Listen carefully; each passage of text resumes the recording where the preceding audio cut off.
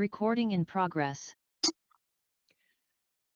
Hello, everyone. This is Chuck Tironi, Reading Conservation Administrator. Consistent with the governor's orders suspending certain provisions of the open meeting law and allowing us to adhere to social distancing requirements during the COVID-19 crisis, the Town of Reading Conservation Commission meeting is being held virtually via Zoom for audio and visual participation of conservation commissioners, applicants, their representatives, and the public. During this meeting, myself or the commission chair will unmute commissioners, applicants, representatives, and members of the public as needed. During the commission meeting, the chair will be the only one permitted to share video. These controls are in place to ensure that tonight's meeting is safe and effective. At this time, Chair Moore will conduct a roll call to confirm that members are present and that they can hear. Okay, John Sullivan, John Sullivan present. Brian, Brian Bowe, Vice Chair present. Andrew, Andrew Driven, present. and Martha Moore, Chair, present. And I will call this meeting to order at 7:07 p.m. Thank you, everyone. Please note that this meeting is being recorded. Also be aware that other folks may be able to see you. Anything that you broadcast may be captured by the recording. All of the material for this meeting is available on the Conservation Division page, and I recommend that commission members and the public follow the agenda as posted on the Town of Reading's website. However, because this meeting is being recorded, is being conducted remotely, I advise applicants in particular that the commissioners cannot discuss or consider documents which were not previously posted. Information, however, information may be presented orally. Similarly, members of the public are encouraged to provide written public comment, but should be aware that not all participants nor the commission members will be able to see any written comment during the course of this meeting. Before we get started on tonight's agenda, I'm going to go over some ground rules to ensure safe and effective and clear conduct of our business to ensure that we're taking accurate minutes. For any response, please wait until the chair yields the floor to you and state your name before speaking. After commissioners make their remarks and their remarks have been addressed by the applicant, the chair will afford the public comment as follows. The chair will first ask members of the public who wish to speak to identify themselves by name. Once the chair has a list of public commentators, the chair will call on each one by name and afford them 4 minutes for comments. These applicants, the applicants may be requested to respond by the chair or the conservation administrator. After public comment, the chair will once again go down the line of commissioners, inviting each one by name to provide any further comment, questions, or motions. Please hold off until your name is called. Finally, each vote taken during tonight's meeting will be conducted by roll call vote. Okay, Martha, back to you. Okay, we have our first public hearing is 0 Small Lane, and I understand that they have requested to be continued to the next meeting, which Yes. would be the first meeting in September. September 14th. September 14th. All right, is there someone who can make a motion to continue that hearing? I move to continue 0 Small Lane to September 14th. I'll second that. Okay, and John vote. Sullivan in favor. Brian Bowe in favor. Andrew Driven in favor. Martha Moore in favor. And I have something to add. So I did call Horsley and Witten, Janet Bernardo, and she has committed to coming to our meeting on September 14th. I also received late today her review of the project, and I will be sending that out to the commission tomorrow and to the applicant. So I'll be sending that to our to LEC, the conservation commissioners, and to the applicant and his team. And that'll all happen tomorrow, and then we'll be discussing this information at the September 14th meeting. So we're on track to move this along on that day. Awesome, thank you. There's somebody in the waiting room. Great. Yep. Thank you. All right. Anything else on Zero Small Lane? Nothing. Okay, our next agenda item is 550 West Street. And that also the applicant has requested to continue that one to September 14th. And I have a motion for that. This is Brian, and I'll make a motion to continue that 550 West Street to September 14th. John Sullivan seconds. Thank you. And John, you can start the voting. Sorry, John Sullivan in favor. Brian Bowe in favor. Andrew Driven in favor. Martha Moore in favor. And I'll just add that we also received information from 550 West Street, but we received it on Tuesday, and our policy is that information to the Conservation Commission must come in 5 days in advance of our meetings to be accepted. I did ask the chair and vice chair what they thought about it. We reviewed the information, and it seemed to be a little on the heavy side, and a site visit was needed. So the decision was made to not send out the information and to request a site visit, which we're going to have to talk about after I finish, and then just continue this until September 14th. So that's where we are. So are there any site visit times available where everyone can agree on? Should go with Andrew first, or Andy, because I know that you had to leave early. Is there something the next couple of weeks that would work for you to go over probably 20 additional trees? My kids start school next week, so I'll have some free time during the day between 8:30 and 2. Probably after Labor Day, since we have the time. Most days should work for me. So if it's during the day, I'm flexible. If it's in the evening after school time, it's a little harder for me, but I could always make it work. So the 6th, the 7th, or the 8th, does that work? So I'm not available on the 6th, but I could do the 7th or the 8th. Brian and John? I'm in the office on the 8th, so I could do the 7th or the 6th. I could do any of those 3 days, depending on time. So let's do the 7th. The 7th, and I'll say, who's got, so I'm not sure of the schedules, what works best in the morning, John and Andy? Like 9. Said, okay, So 9. Give everybody time to drop kids off. Yeah, I mean, I'm at Barrow, so I'll bring it up the street. I could be there by 8:30, but 9's fine with me. 9. Yep. Does that work for everyone? 9 o'clock? I can do 9 o'clock. All right, 550 West Street on the 7th at 9 o'clock. Okay. All right. I'm just formatting my calendar, sorry. The next item on the agenda is 31 Harold Ave. And I have not received any information from Harold Ave, from Jack Sullivan or the applicants. But I know at the last meeting they wanted to get legal counsel, and perhaps they're still involved in that. So I think we should continue this also to the 14th. All right. I mean, we're pretty early on in this meeting. It might be a good idea to just continue it until like 8 o'clock and see if Jack shows up, because if you look at our schedule, you wouldn't know that the first 2 items were continued.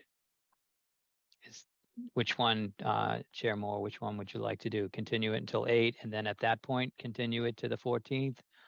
Or to the 14th now. Sure. So you think there's a chance that Jack Sullivan will come to this meeting tonight if we give him a chance to show up? It's I worth- don't, but if, in the remote possibility that it could happen, I didn't want to not have an option. It Available. it doesn't hurt to continue it now for an hour and change, and then do it again. It's only a 2-minute process, so. Okay, Sure. let's Um, remember to continue that to the 14th. So do we actually have to have a motion to do it, or are we just gonna wait? I think the chair can make that motion just to continue it to till, just say after, Can we do? I would say after we old and new discuss business. enforcement? yeah, so just continue it till after old and new business. Okay. All right. I would like to move that we continue 31 Harold Ave until after old new business in case the engineer arrives for that topic. Okay, and that's Second. all that's needed. So we'll take a vote to move it along to the next meeting at that point. Okay, so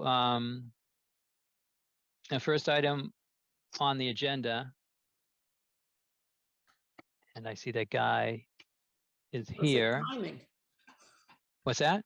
Perfect timing. We're just ready to start. It was pretty good timing, although, yeah, hey, Guy, do you want to give us the rundown on what's happening here? I'll hold on one second, since you just showed up here. So on lot 4, they presented their project to a natural heritage, and that they're under MISA rules, and I guess the reviewer asked that a conservation restriction was put on lot 4 that would be accepted by the Conservation Commission. We held off accepting this until we had a plan and a better understanding about what would happen on lot 5. We received a plan the beginning of this week, had a bunch of conversations with Weston and Sampson, and they have reached out to Natural Heritage, who actually commented that they had already talked to me about a parking lot, and that they felt like they still think that that's a viable option for the land, as long as we put the rest of the land in Chapter 90 under Chapter 97. So with that, Guy, I don't know if I took all of the information away from you, but if you could add anything to that, it would be great. Sure, yeah. So just to kind of reiterate what Chuck had gone over, we had been looking at this lot, and really the concept behind the plan that we had submitted was to try to find a way to tie in a continuous habitat for the salamanders from their habitat, which is located a bit of ways from lot 5 into the vernal pools there. And you know, they have an upland travel path of a few hundred feet. So when we were looking at this and talking to National Heritage, you know, they had kind of really guided our hand in finding a way to make a continuous habitat for them. And I think, Chuck, correct me if I'm wrong, but I think your plan and the way the parking lot is designed and the way we've made the restriction on lot 4, we've placed the buildable area of lot 4 close to the street and as far away, as close to lot 3, as far away from the habitat as possible. And we've really reduced it in great size. And we could have gone bigger, but we opted to make it smaller so that we could really create that buffer for them. And we think the plan was, you know, would really work well. NHESP, National Heritage, they agreed as well. So, you know, the key to all of this, though, was to finding a stakeholder that was willing to maintain the conservation restriction, because, you know, we're looking to impose it on that lot. So that's really where you guys come in to help us with that piece of it. But that's kind of the gist of it. And I think between the 2 lots, and you know, I'm glad Chuck did his due diligence, it looks like they will really they'll work together and they'll create that buffer that's continuous all the way from the vernal pool out to those several hundred feet.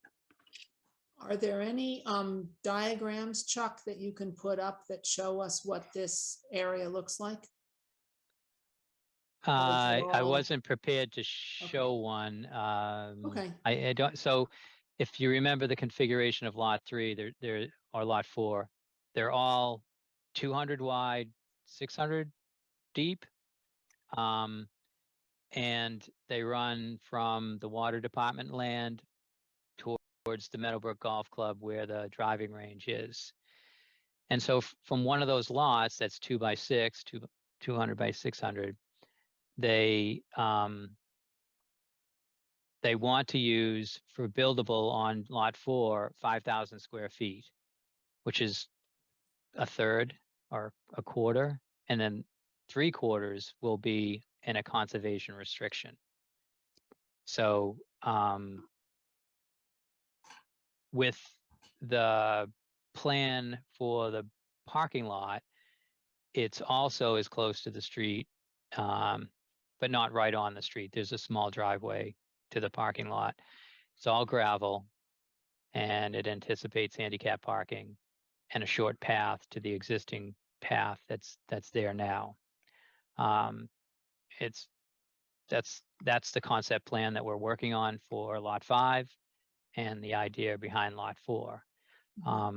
There will be no restrictions on lot 3, 2, and 1 because Natural Heritage reviewed all the lots from 4 to 1 as one lot and put all the restrictions on just number 4. So it's number 4 with the conservation restriction, and it will be number 5, Chapter 97 land. And I think that's going to win the day for both the developer and the town. Okay. And So I know that I sent a draft motion. I don't know if someone has that, but that would probably be good language to include in the motion. So I have a question about that, unless somebody else wants to go first, but there's any number of provisions that I'd like to see in the CR. Do we start listing those in the motion, or do we just say something generic like with a number of provisions in it? I mean, how do we handle that? I mean, for example, I think we should have in there a very clear purpose. We should have very clear restrictions.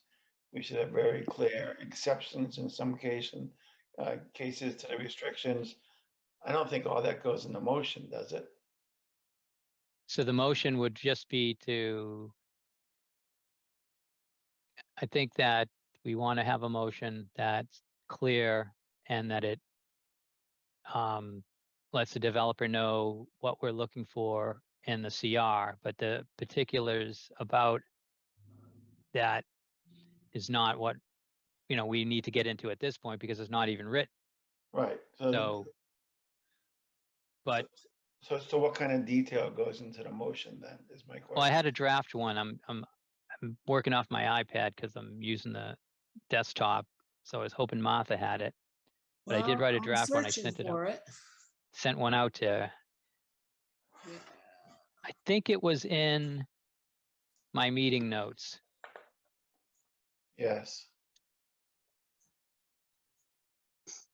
August 24th agenda. So I see one where it says, the commission is willing to accept the CR on lot 4, provided that it includes. And then the question is, how detailed is the list of what it includes? So for example, I worked up a list, not complete, but clearly stated purpose, including at a minimum protection of environmental systems, maintenance of the open space and scenic enjoyment in alignment with the Reading Open Space and Recreation Plan, an express list of prohibited acts and uses, including but not limited to no cutting or removal of trees or vegetation, no filling of any kind, and we could add a list to that in the language. No parking, storage, or use of motorized vehicles, including ATVs, motorcycles, campers, no construction of temporary or permanent buildings. And then So Brian, yeah, I was almost usually, I'm glad you went through that. I'm going to tell you that usually conservations or restrictions, everything's restricted. You write in what's allowed. And that's why I started asking what goes in the motion, Yeah. because I realized I was basically getting into the language of the CR, but I wanted the motion to be explicit enough. All right, so Can I ask a question? mhm. Andrew, I yes. have to plead ignorance. I know lot 1 through 5 was a big deal, but I've never seen them on a map. So I don't even know where they are, like exactly. I know roughly. I would really want to see what land we're talking about. And if there is a proposal for lot 5 that we're talking about. We're I'd not like to- talking about a lot 5. We're only talking about entertaining a conservation restriction on lot 4, which I could probably, if you keep talking, I could probably find something to help you with So- that. So And we have time, so go. So- I'll just look, and you guys continue. Well, I could take time. No, but I mean, the question here is how it relates to lot 5, right? I understand lot 5 is not on the motion, but we're trying to think about how the two sites relate to one another. And I don't even know where they are on a map, so I can't Right. even begin to talk about that in any honest way. Okay, Andrew, if you're driving on Grove Street towards Stroud Ave, Yes, the first lot on the right that you come to is lot 1. And the last one is lot 5. And the next thing after lot 5 is water department land that continues right up to Stroud Ave. I So gotta- they're just all chopped up on the side of the road on the same side as Stroud Ave. And I know that's not very helpful. And we did have diagrams of them back when we went before town meeting to ask them to purchase lots 1 through 5, and they ended up only purchasing lot 5. Yeah, I mean, I know so- the story. I just don't know the actual site. Okay, so if you go there, Andrew, there's a stone retaining wall on the right-hand side that basically runs in front of most of those lots. At least the ones further down, 5, 4, 3. Okay, so we're talking about Grove Street from Strout back towards the golf course. There's that land there was sold off. Those are the 5 lots, Yeah, and they're on the north side of Grove Street, correct? Yes. Yeah, they must be. Yeah. And you're If you're saying looking one. at Map Geo, you should be able to see them on Map Geo. I was Is trying that to what you're pull them up. looking at? Right now, I'm just looking at an aerial. When I was looking at Map Geo, I didn't see them lotted out. Ah, there we go. We've got a diagram. All right. So people usually park in this area down here, if you can see the cursor. So this is Yeah. almost at the end of where people park. And it's upland. Here's the wetland line. It's upland from lots 5, up and back. This is basically a hill back here. So the idea is that, let's see if I could do this. Everything in lot 5 is going to be chapter 97. And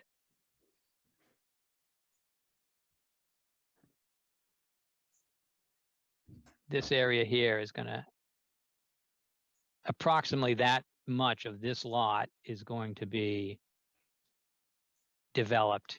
And then the 3/4 would be conservation restriction land. And Yeah, the connection between, I don't know if I have that right, Guy, if you're on that No, side or Chuck, the I was other gonna side. say you did a great job. That's exactly what we had done. And you'll see there's and I think it may even be even shallower than that, but nonetheless, it's really giving a hardy portion of that lot 4 back to conservation, so that you have this continuous habitat that kind of runs from where that potential trail dots are. And it runs all the way continuous back there. So that was really important to NHESP, and that's how we kind of got to this point. So that's kind of why it's so robust. And Guy, can you tell us where the NEHSP thinks that the habitat for the salamanders is that we want to allow them to travel? Is it back on parcel A somewhere? Or is it on the back parts of lots 1, 2, 3? No, it's to the left of 5, close to where it says approximately 100 feet of wetland buffer. That's Oh, square. sorry. That's okay. Let me get that back on.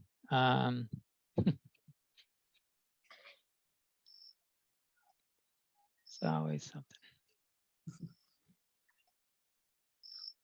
Oh, here it is right here.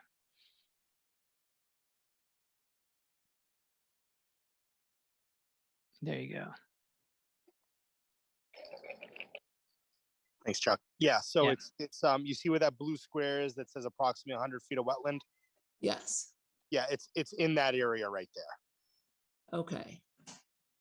So the lot 4 conservation restriction is really beyond the salamander habitat, or it's included in salamander habitat? It's out of its primary habitat, but it's in land that it could potentially travel onto. So that was Okay. the point of restricting it in conservation so that it couldn't be disturbed. So that it's really on like the, I guess you can call it like the auxiliary perimeter of their habitat, right? It's really far out there, but nonetheless, it's potential that they could travel there at some point. So it was imperative that we restrict as much of it as we could. And I think we came to a really good agreement. Okay. So So the vernal lots 1, pool? 2, and 3 can be cleared a lot more, and lot 4 will be protected and have more forest on it. Potentially, yeah. I don't think there's going to be a significant clearing on 1, 2, and 3 necessarily. I think you'll have some continuous habitat, or not habitat. You'll have continuous tree lines there because people want privacy as well, and I don't think chopping all those trees down is really necessary to put up houses. But yes, to your point, there's going to be a very substantial amount of land retained for their use. Okay. So Chuck, if the language that we make the motion, could it just say the commission is willing to accept a conservation restriction on lot 4, provided that it includes adequate protection as agreed to in a future meeting? No. Here, let me grab what I had. Again, all that, it's conservation restriction is going to have adequate protection. You don't have to say that. That's just going to be in it. So, the commission is willing to accept a CR on lot 4, provided that it includes, at a minimum, the site should be accessible to the Conservation Commission and the public for surveying once, and the public. It should be accessible for surveying once a year and should be restricted from development. And so the thought is, are trails going to be allowed on it? Are people going to be allowed on it? Those are the things that you want to talk about when they're actually crafting the conservation restriction. So the fact that it's going to be restricted is a given. What do you want to do with the land? So at a minimum, it should be accessible to the Conservation Commission. That would be one step. To the Conservation Commission and the public, that would be a second step. And the construction of trails and kiosks should be allowed. So you would consider accepting the CR under those circumstances. But if it was just a CR, that almost like Harold Ave, where we can't go to it, we can't check it out, we can't make sure it's, without getting permission and all that, then that becomes a problem. So that was my suggestion. Okay. Yeah, and I think given that the parking lot and trail off of lot 5 are not yet finalized, it's important to have that possibility of that the trail from lot 5 might have to go onto lot 4 conservation restriction, depending on what the final design turns out to be. We it's always good to have a piece of land that you can do something with. But I understand that there's, this is going to be developed. There's going to be a house there. There's only a certain, you're not going to get very close to the property line. But yeah, so a motion like that would be what I was thinking about, not any restrictions or no trucks or whatnot. That's pretty much boilerplate. And that's why the state reviews it, to make sure that it's going to be safe. Okay. Anybody Brian, feel you wanna- comfortable stating that motion? Well, do you have a comment, Brian? Because I have more questions. Brian, you're muted. Okay, I was going to go try ahead and do the motion, but go ahead first, Andy. Okay, so I'm looking at what you just showed us, Chuck, and I haven't been part of the conversation about the parking lot, but I'm guessing that's going to have to come before us because there's a vernal pool apparently that is in that area of lot 5, or the buffer zone of lot 5. I know So we're talking about lot 4, but again, it impacts the way I think about lot 4. yeah, so we're doing every effort to keep the development outside the 100-foot buffer zone, and it is almost outside the 100-foot buffer zone. So the commission may not have a large role in this, but Natural Heritage and MESA will, because the entire lot, and that's what you were asking, Martha. You were saying, what are they trying to protect? Well, that whole area is, protected habitat. So there's some, I don't know exactly where the vernal pool is, but there's some literature out there that says it's 1,000 feet away, which is their habitat. We're protecting 100 feet, and MESA is kind of concerned about the first 300 feet. But taking that all into consideration, the conceptual plan that I saw had most of the gravel parking lot outside the 100-foot buffer zone. There could have only been less than 300 square feet in it.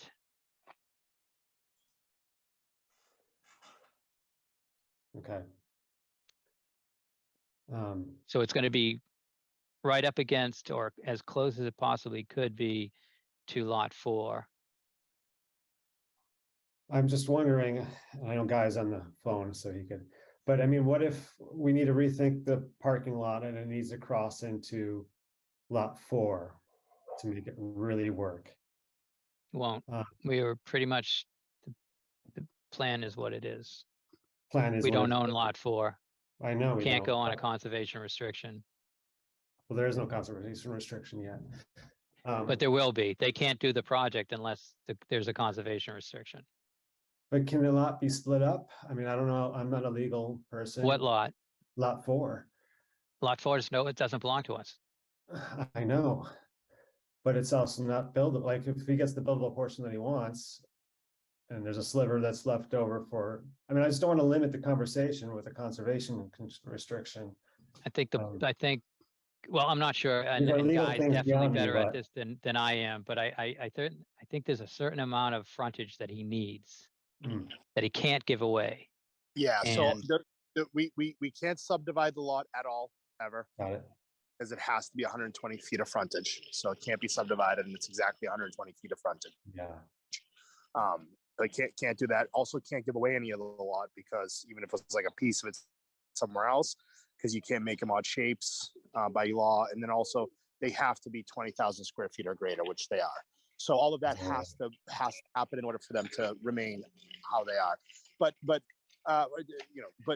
nonetheless, we're coming to Reading with this, and Chuck, you can speak to this. There's a lot of other bodies that do conservation restrictions. But this being a Reading property, like, the Reading Conservation Commission is the natural place where this belongs, right? So before we have to go out and start, discussing it with these third parties that do conservation restrictions on stuff like this, we wanted to come to the town first. So it's not like it's only the town, the Conservation Commission that can manage a CR, but it's our preference for it to remain with the town. So with all that said, I think and Chuck, I don't want to speak out of turn here, but from my understanding, what you guys are proposing on lot 5 is been palatable to NHESP. And with that said, I think that can kind of put your mind at ease, because they look at this stuff very diligently. These people have biologists, they've done studies on this land. They're not just going out there and making concessions on habitat. They're very protective of habitat. So when they do allow something to happen, it's because it's not going to have a significant impact on the habitat. And that's what's being presented in front of you, both with lot 4 and eventually with lot 5. You know, Right. these are plans that have been thought out. There's been studies behind them. They know that it's not going to have a detrimental impact to the species, and that's really where everyone's concern lies. So I guess to some degree that's reassuring. Hopefully that's kind of helpful. But that vernal pool is quite a ways away, and there's an argument to be made that if we went out there and did a study with the biologist in the spring, we may never even find evidence of salamanders on lots 5 or 4. But I mean, that's not really worth anybody's time, and it's a significant process to prove it otherwise. So really what you do is you do the right thing, right? You restrict as much land as you possibly can so that you can guarantee it's protected. And I think that's what everybody's kind of tried to do here. Yeah. Yeah, they got you there too anyways, Guy. I'm sure they're going to ask you to do it for a couple of years in a row, because they go by historic data. Oh yeah, Chuck. Yeah. It's an arduous process. Yeah, you're not. Yeah, it's It's tough. Even if you're right, you're still wrong, right? Because you want to do what's right. So I hear you. Yeah, you're better off, like you guys did, just saying what's it going to take. And So given this conversation, is it time to offer a motion? well, I wanted to know if Andy was finished.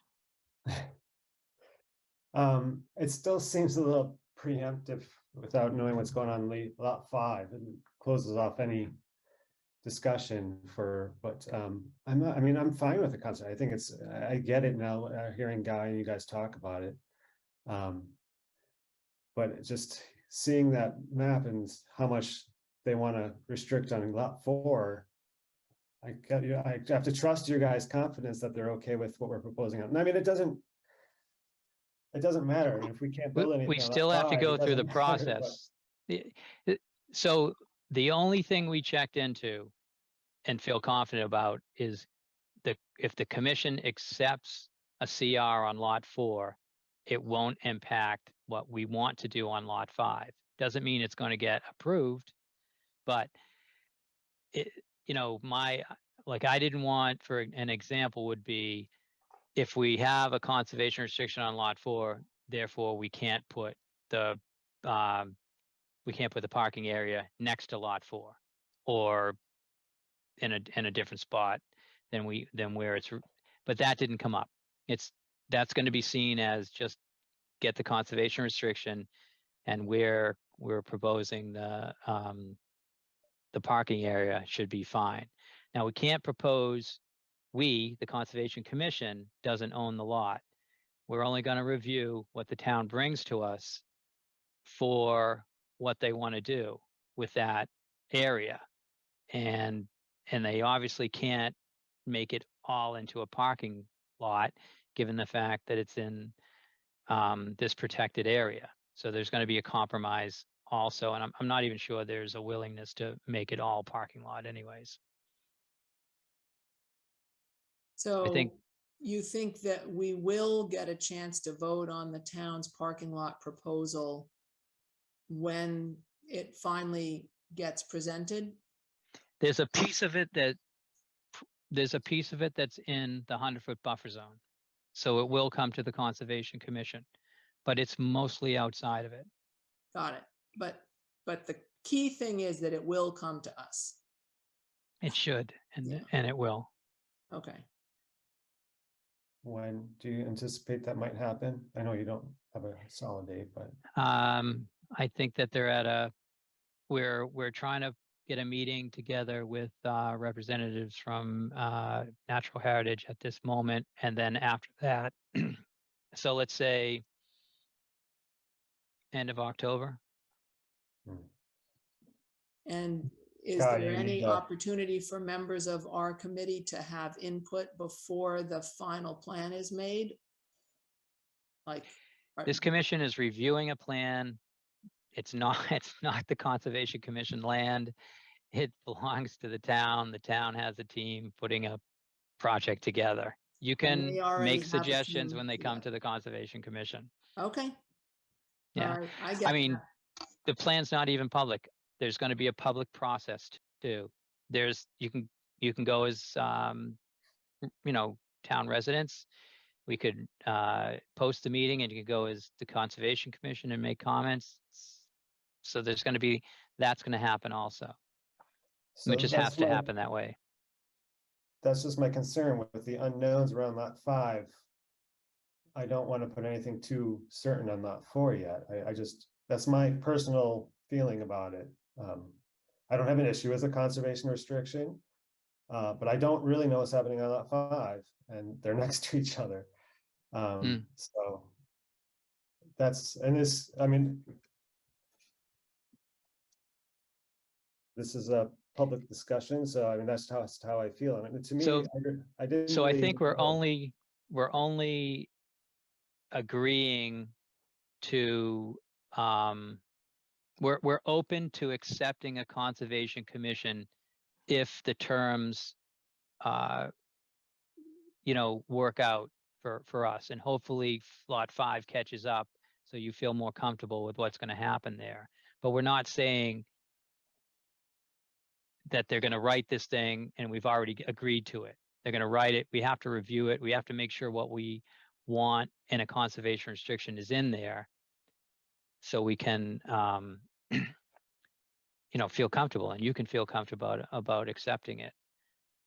Yeah, I mean, that's, it's hard for me to say what I would want included or not included in lot 4 from a conservation point of view without really knowing what's happening on lot 5. So when we're accepting a conservation restriction, it doesn't mean all those things are going to be built. It just means that you can if you wanted to. So, you know, all the things I mentioned, you know, those are possibilities if needed. So that would be important. I mean, put up a sign, put in a trail, have the right to walk through that area just to manage the boundaries of it, make sure there was no encroachments. Those are things that are supposed to be done. So right now, we're just approving the concept of a conservation restriction, and down the road, we will approve the details of that restriction. yeah, you're saying you're open to accepting a conservation restriction on lot 4. And with that, they can move forward. And Guy, what do you need from the Conservation Commission? Do you need a letter, an email, or just having this discussion and vote is enough? Yeah, the vote, and then just the letter saying that, you know, you guys are open to accepting one, and then, you know, we'll Chuck, as Chuck knows, and historically working with us, I mean, we're very malleable when it comes to that stuff, right? We want to do the right thing. We're going to work with you guys. We're going to take your feedback, and, you know, we'll make it work for everyone. So it's you know, shouldn't be a difficult process up from our end for you. Okay, so this is a letter to Mesa. Is that what who is this letter is for? That's right, Andy. Yes. Yeah. Okay. Okay. So we should include that in our motion.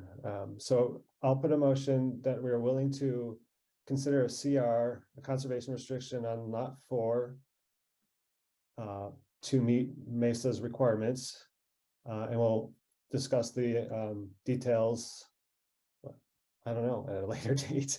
So yeah, and unless someone says no, I want you to have in the motion that it should be open for public access and trails and kiosks.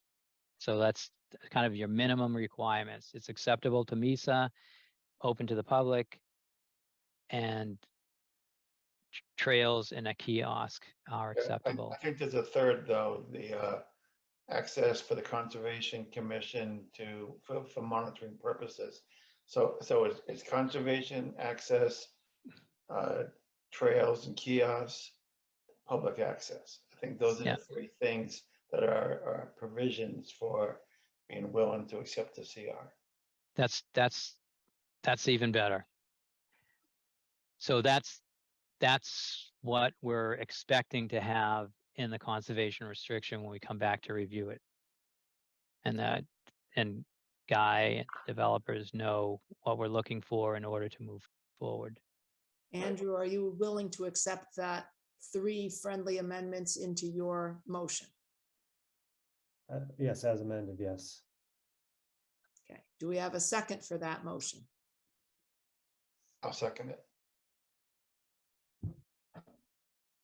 Are we ready to vote, or is there any further discussion? Okay, no Just further specify discussion. That we're assuming the CR will be 3/4 of the lot. I'm just kind of reading what Chuck wrote in his note.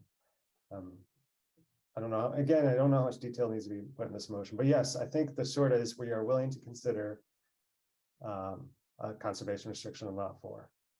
So John, do you want to start the voting? Or John Sullivan in favor. Brian Bowe in favor.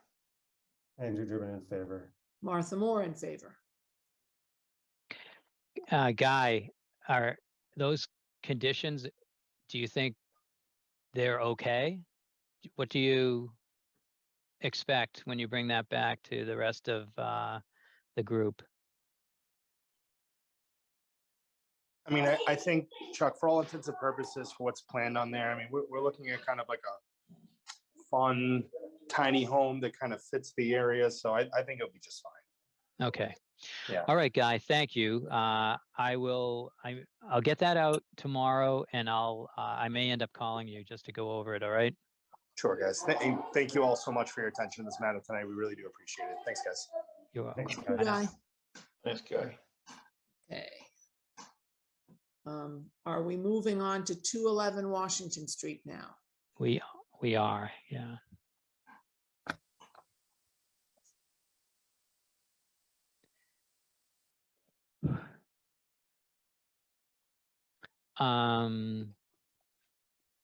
Right, so I'm supposed to be doing something, right? Okay, here we go. I'm gonna, Michael, how you doing? So we're gonna start reviewing your project. Can you hear me? Can you Yep, I turn hear on you. your video? How you Great, doing? great. Yeah, hi. So we approved this project for a deck. Yep, it's And, for a screened-in porch that'll replace the existing deck.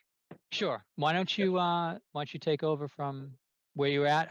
Are you doing? Do you have the screenshot up there, or do you want Sure, me to yeah. bring it up? Can I do that? If you want to, or I can do it, whichever. Yeah, I can do it. Okay. All right. Everybody see that? Yes. Okay, so this is the plot. I think the easiest thing is to just show you kind of the proposed plot plan. So the project that was approved in December is outlined in red here. And basically, we're going to remove the existing deck and the stairs and replace it with a screened-in porch that was going to be a little bit larger and have the stairs extending kind of toward the garage. We're in the process of getting this planned out with the contractor, and the contractor kind of stopped returning our calls. So we reached out to a new contractor, talked to him a little bit about it, and came up with a slightly different plan. So that's what I was looking to get approval for today.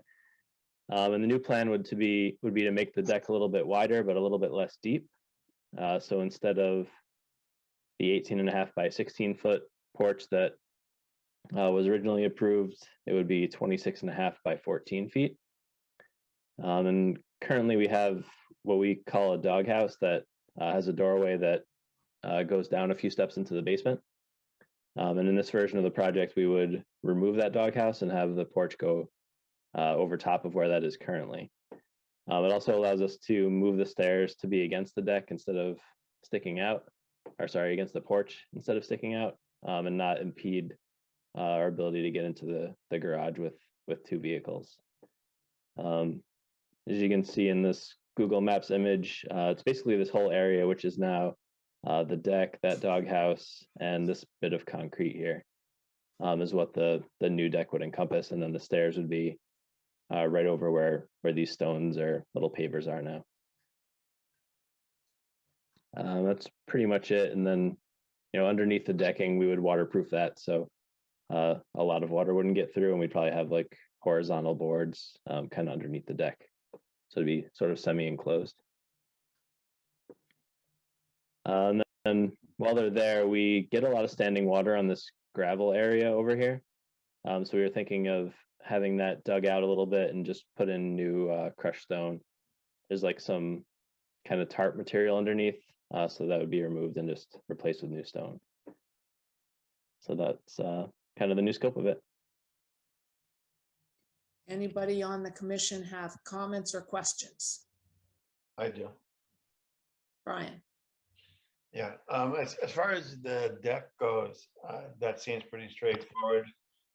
So I really don't have any issues or questions with that. But as far as the digging out the gravel and putting in crushed stone, I have some questions such as how are you planning to do it? And I'm asking because that's the part of the lot that's closest to that drainage channel to the right of the house. So how are you going to remove it? What are you going to do with material you remove before it gets carted away? I guess we haven't thought through that part of it yet. I guess I was assuming that they would come in with something like a bobcat, dig it out, place it on the driveway, and then remove it all at the end. But if there's another way that you would recommend or need me to do it, I can talk to the contractor. No, mostly I was just wondering if you had thought it through and just being careful to not let any material go over towards the channel. You aren't that far away. I was there, and I think it's probably 30 feet in places. I think that's the closest.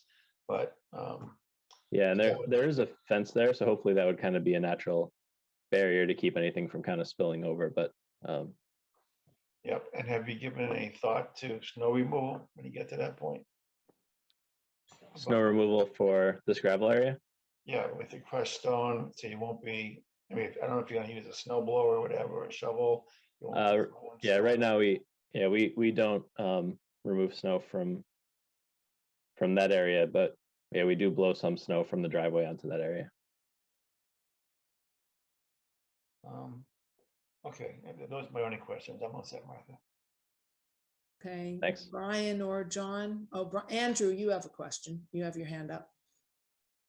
Yeah, thanks. Similarly, the deck seems fine.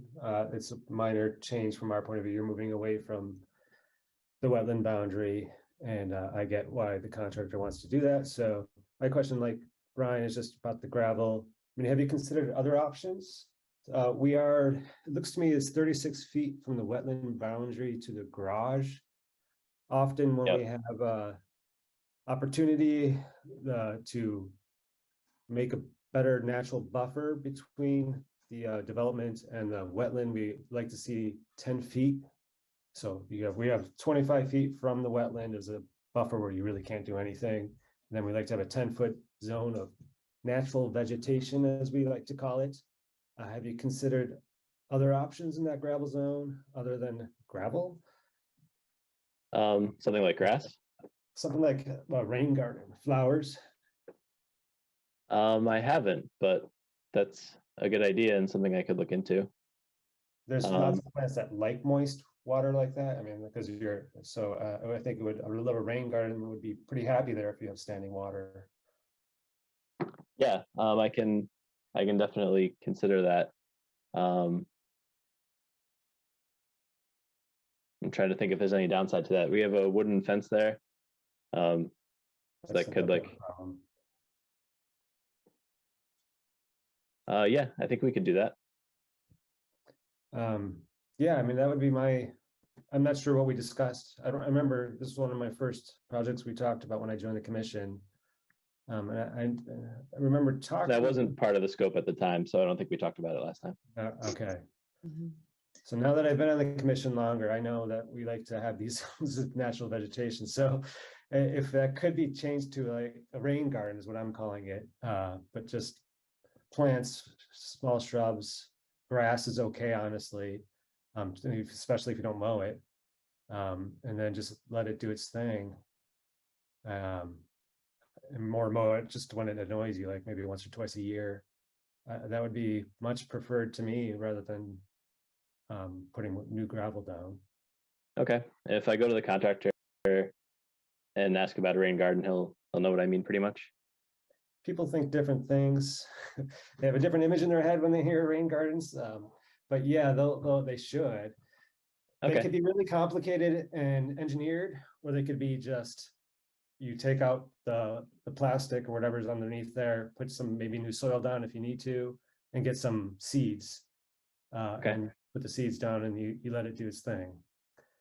But yeah, someone might hear a rain garden and think a much more engineered thing. So if it turns into a bigger idea, then say, hold on, no, I just mean something a little bit simpler.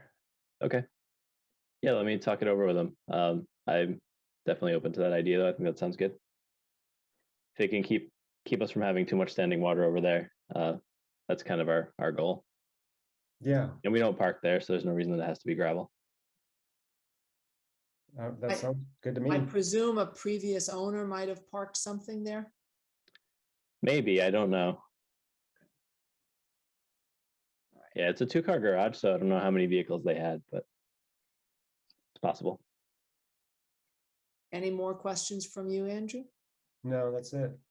And John, anything you wanted to say? I don't think I have anything to add to what Brian and Andrew said. Okay.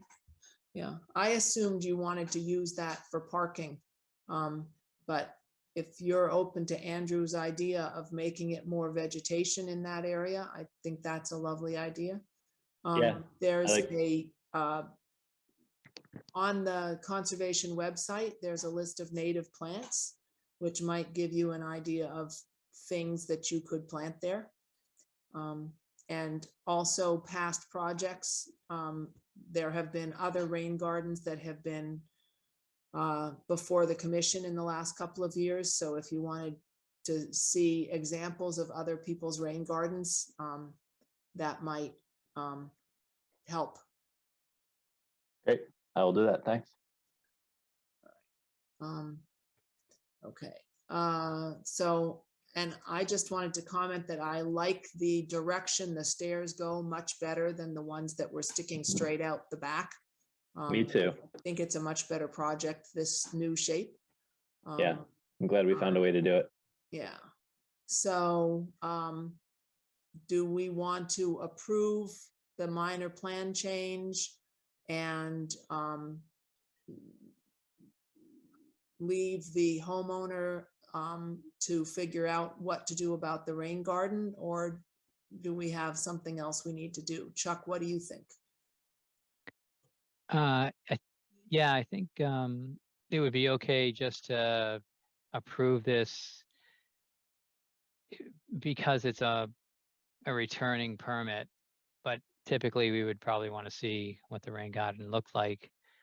I just wanted to, just when you're talking to your contractor, the ground is probably pretty shallow there to the high water table, and you have to be careful of creating new discharge points. So as long as you're scooping it out and vegetating it somehow, that would be acceptable. It's possible that gravel was there because it was hard to establish lawn because it's so wet. So I'm not sure what you're going to find, but I'm going to say keep in touch, and it will be on your permit, because when I sign the building permit, I will make sure to note that the gravel's being removed and you're going to install a rain garden. If you have any different thoughts on it, you could, give me a call next week, but that's what it's going to say from what I'm thinking. Sounds good. How we can manage this. I don't propose any additional erosion control because of that fence. Doesn't seem to be needed. Okay. I'm going to suggest that a lot of contractors take the fill and put it straight into a dump truck to take it away, that you don't have to put it on the driveway first. And that might work well for your situation, that while they're working, they can just be filling their truck with whatever they're going to remove. Okay, I'll suggest that too. And I guess one more note I thought of, if you, I wouldn't advise using any of the mulch down at the compost area unless you talk to Mike Hannaford, because I think some of that stuff has a lot of invasives in it, and you want to make sure that you talk to Mike Hannaford, who's in charge of the forestry department, to tell you where it's clean and where it's not clean. Okay. Does that make sense, Mike? Yeah. So free soil, but be forewarned.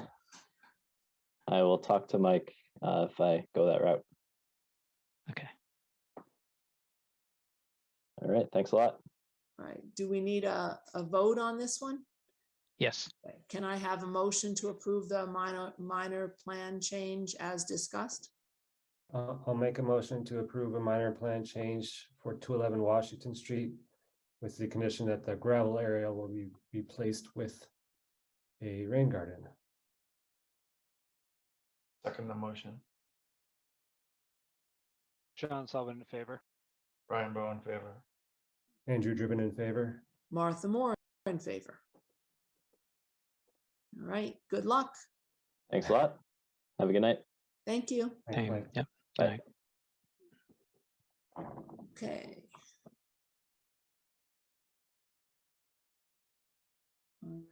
All right. What do you want to go on to next, Chuck? It looks like we can't do 22 Collins yet. So do you want to work on? Well, let's find out. violation notice? Caroline is here. It might be. Whoops, sorry. Too many people helping. Are you able to unmute yourself, Caroline?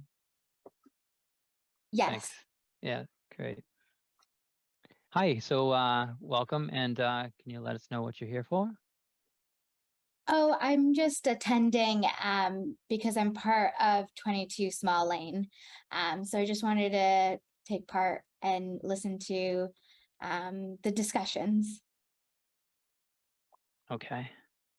Oh, well, welcome. And are you the new homeowners at the end of the small lane? Correct.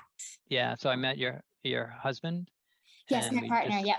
Yeah, we talked about some additional projects that were there Yeah. that you were anticipating.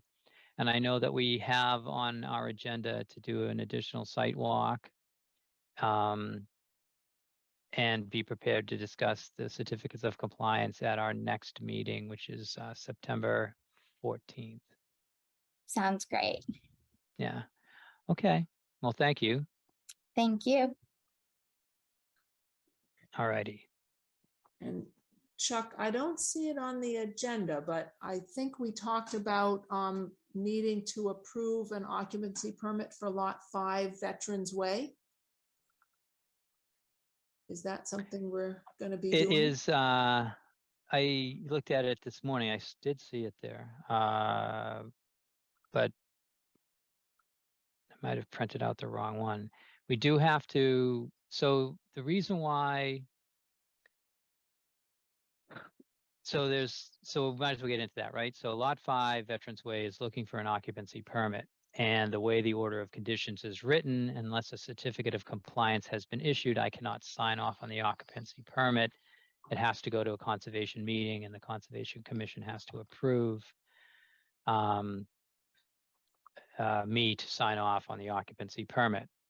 So that's in front of us right now. So the reasons why we wouldn't issue a certificate of compliance is because the trail isn't completely finished. But a lot of the trail is now in place with crushed stone pathway up to the entrance of Kirchian Woods. We've had a site visit again. We talked about where the kiosk is going to go and to replace some trees that have died that were planted because some trees that looked like they were dying were taken down. So Nelson, who owns Lot 3, said that he would plant some trees And unfortunately, Nelson didn't water them and the trees died. So new trees have to be planted. So out of the 4 trees, 3 of them have to be replanted.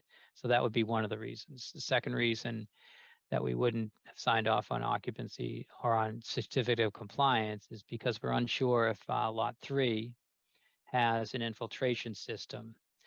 The reason why we're not unsure is because we had a environmental monitor that wasn't hired until most of lot 3 was completed. So even reviewing the pictures that were taken back in the day of lot 3, we couldn't determine whether an infiltration system has been put in place.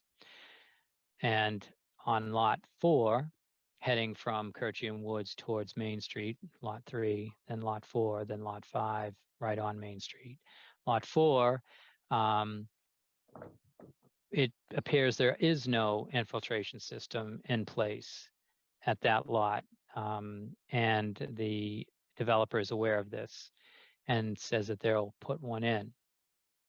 The downspouts are running off right onto the ground. So in the order of conditions, they're separate for 3, 4, and 5. Each one calls for an infiltration chamber to handle the roof runoff. So getting to lot 5, that infiltration system was put in, and Jimmy Detremont, the town surveyor, was out there reviewing it and making plans so everyone knows where it is in the future. I had an opportunity to talk to him about 3 and 4, and he also said that he doesn't know about those. He doesn't know that they're in. He had no reason to think that they were, because he's always called out to review these things. So there was a lot of trepidation about signing off from me and getting the commission involved, but trying to move forward because we really can't hold up an occupancy because of these outside issues that don't involve health and safety. So I talked to the developer, talked to the planning department, and talked to the developer's lawyer.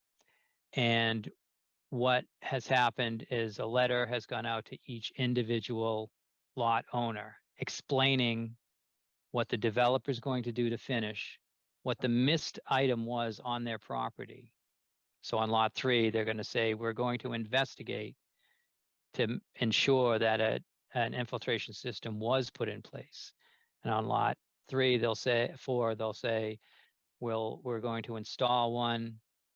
And there wasn't anything on lot 5. It was pretty much, except for, lawn.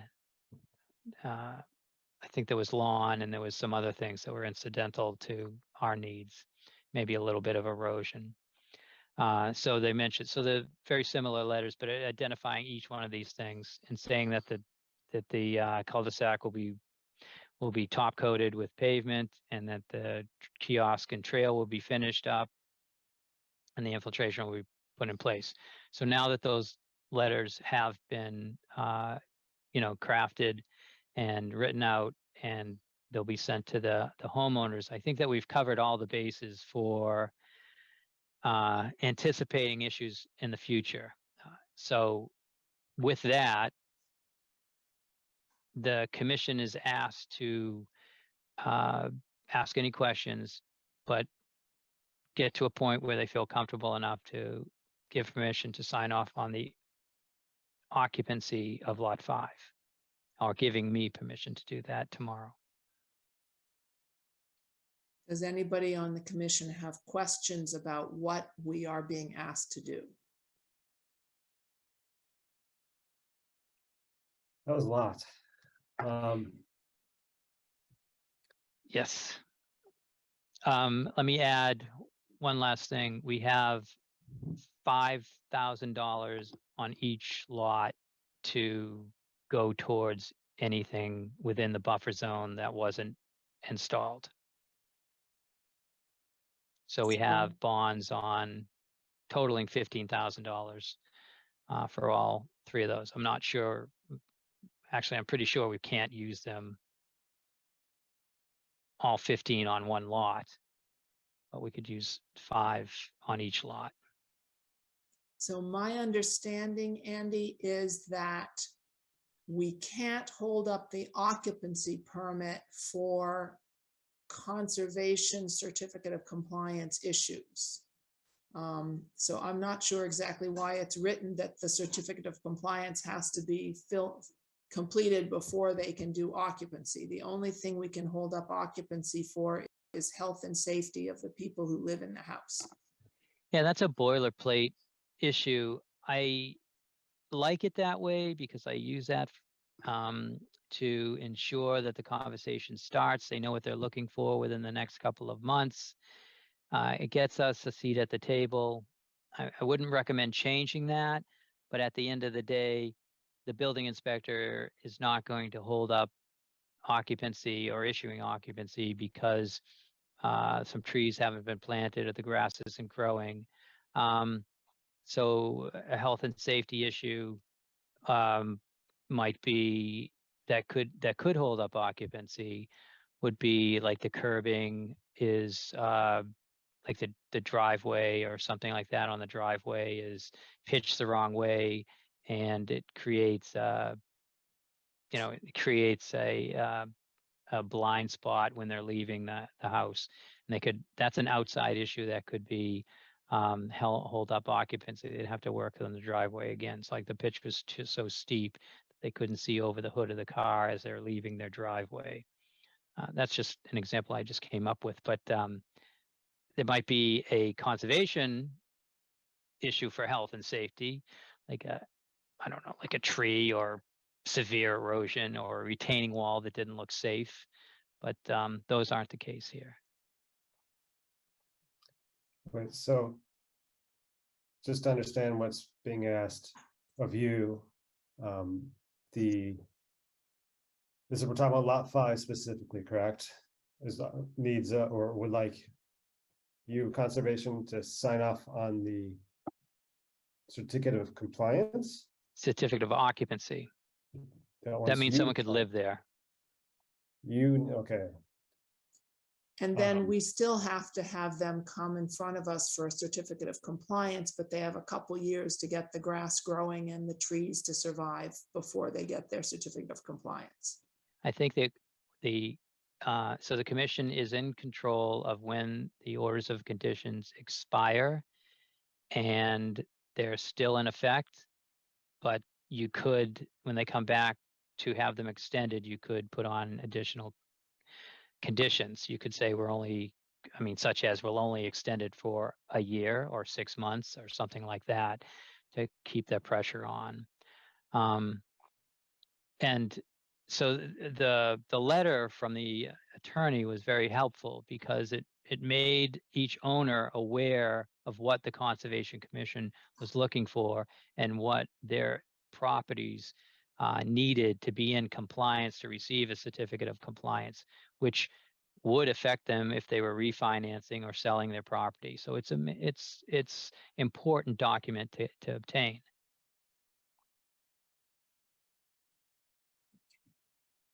Okay. Any more questions? All right, can I have a motion to allow Chuck to sign the occupancy permit? For lot 5. I'll make a motion to authorize Chuck to sign the occupancy certificate on our behalf. For lot 5 on Veterans Way. Yes. Okay. A second? John Sullivan seconds. And vote? John Sullivan. Brian Bowe in favor. Andrew Driven in favor. Martha Moore in favor. Now that we said, what was your trepidation, Chuck, about this one? So it's just been a very long time, and it's been longer than developments usually take. And there's been a lot of time where the developer wasn't on site for many, many months.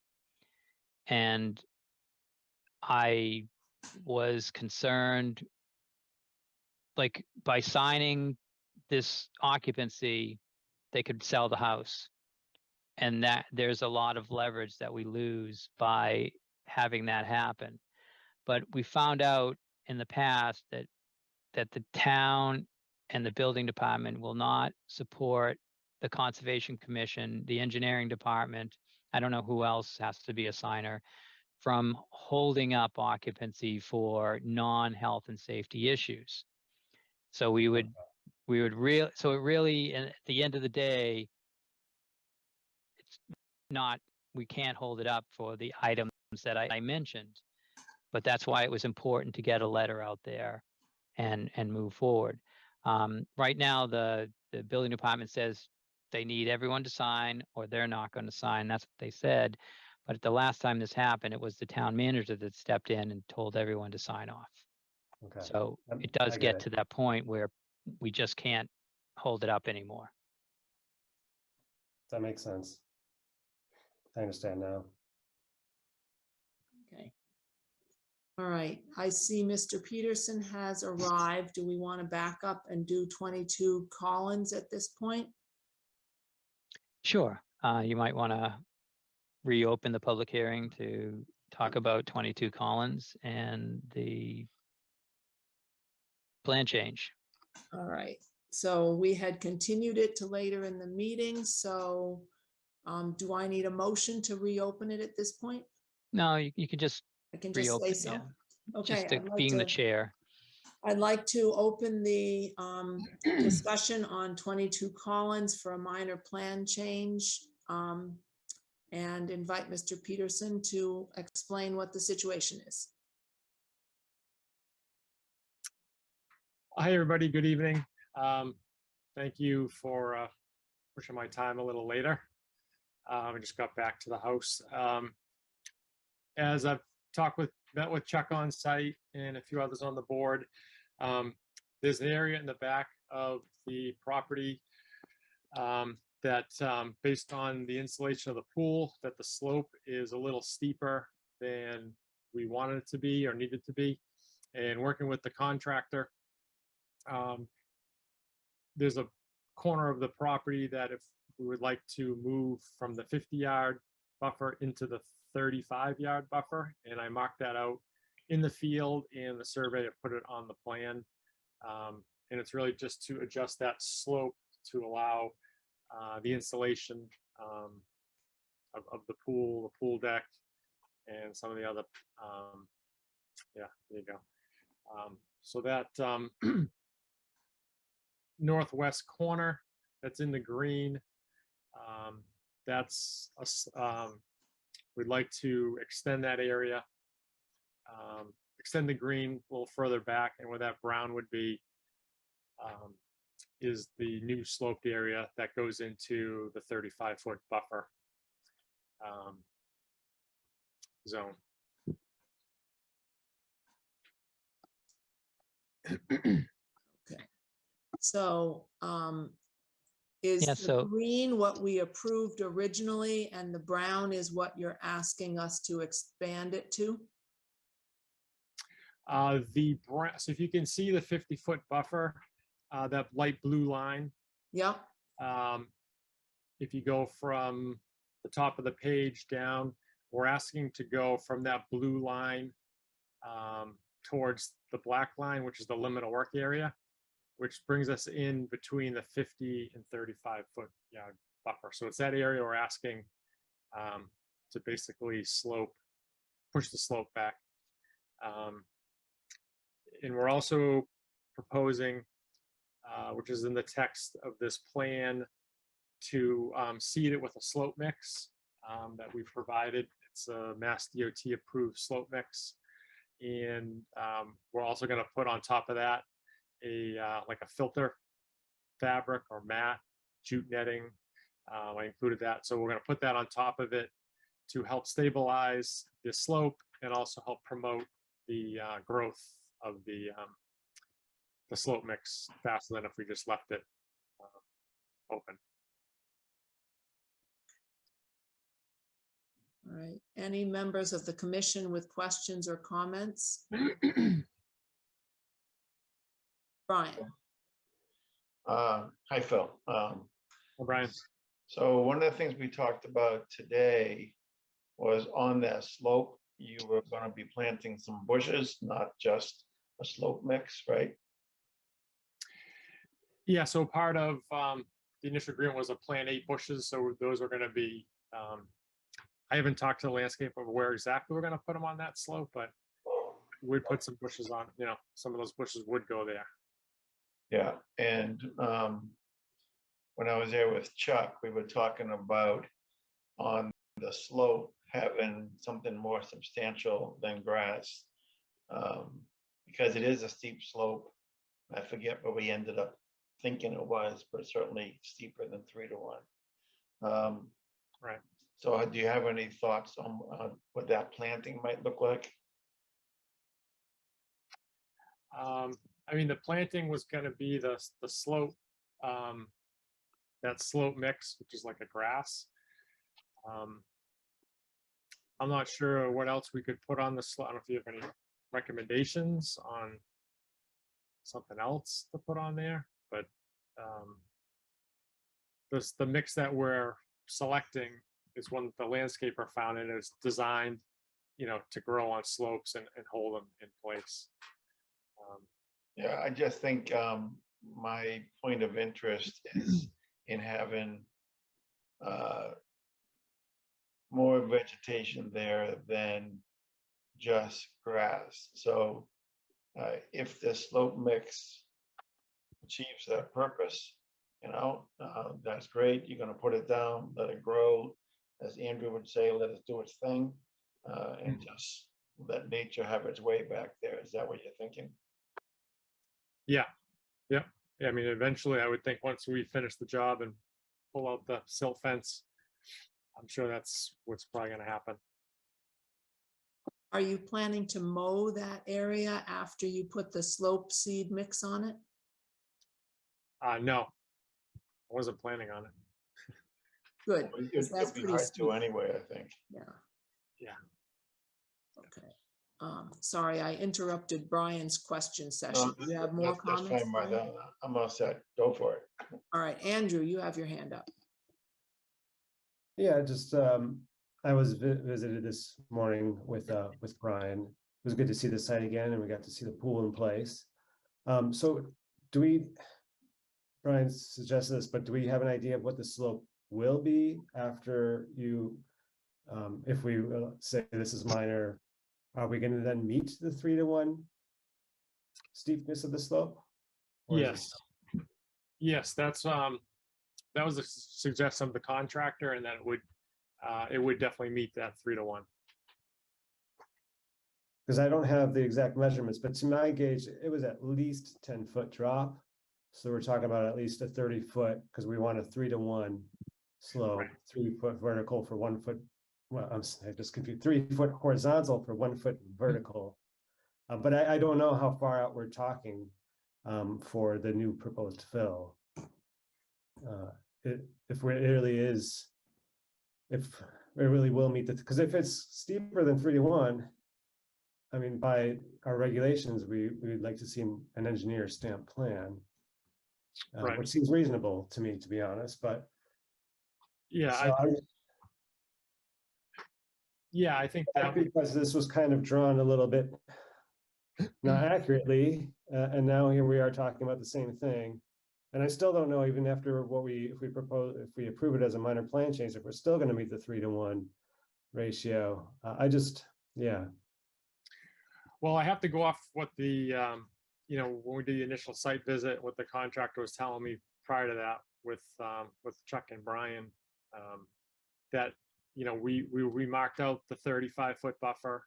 I put the silt fence. I didn't lock it in the ground. I just put the stakes in to show where it was. And based on what he was saying, that just to push it back, let it slope back, that would get that 3 to 1, give us a little more space up top, and everything. It would be a nicer finish, and it would be as designed. Okay. Stay away from the tree, that you guys all saw. That's still there. All right. The red one.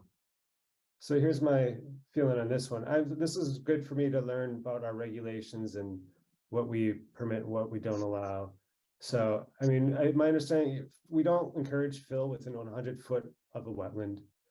But when you're doing what you're suggesting, I'm not an ecologist. I don't understand really how that, when you're starting to fill all this land, just in the buffer zone, because we're not in the wetland. Obviously, if you're in a wetland, it's clear that that's a no-no, but you're staying at least 25 feet away, hopefully at least 35 feet away. I'm 35. not being an ecologist. What you're proposing seems like an insignificant change from what you initially got approved. But that being said, intuitively, it seems strange to me because you're making a drastic change to the landscape. So this is more for me to think about in the future. But for now, yeah, I mean, honestly, to meet the slope of 3 to 1 is more important to me than the 35-foot buffer zone. So if you need to go past the 35-foot to make sure that slope is 3 to 1, I mean, as long as you're not getting closer than 25 feet, I mean, I think I'm be okay with that as well. But it's just a lot of unknowns. I feel like we don't really know if it's 3 to 1 or not, and it's a little frustrating. So we ask to keep the applicants at 3 to 1 unless they propose stabilization.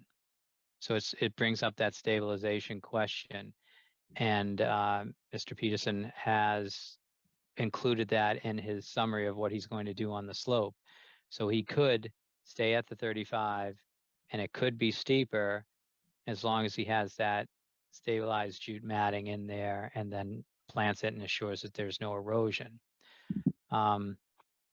If you were to propose going past the 35 foot, I would like it if you said, you know, if it was 32, you're okay with, or no further than 32, or no further than 30, or something like that, and not leave it up to you know, guessing for either the applicant or myself when I go and check it. Yeah.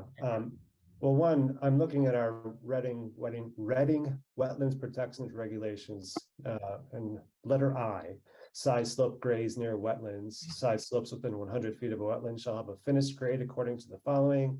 There'll be no steeper than a 3 to 1 slope for grass and mulch slopes. And then B, any slope steeper than 3 to 1 must be an engineered design with a stamped plan. So maybe this is not what we've done in the past, but per our regulations, if it is going to be steeper than 3 to 1, it's not just what you're suggesting. The regulations ask for an engineered stamped plan. But I don't think that's necessary here. I would still say I approve personally filling in to the 35-foot zone. But if it comes that it's still not 3 to 1, when we're done with that, which, I mean, honestly, we're not measuring, so it is what it is. It's just these types of things are, I don't know, are you gonna go out there, Chuck, and measure to make sure that that slope is 3 to 1? You're the one that's actually responsible for that. Yeah, I know, and a lot of times it's just a judgment call, but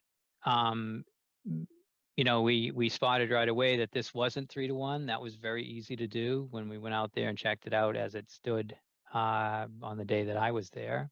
It looked steeper. We brought that out and we asked them about it.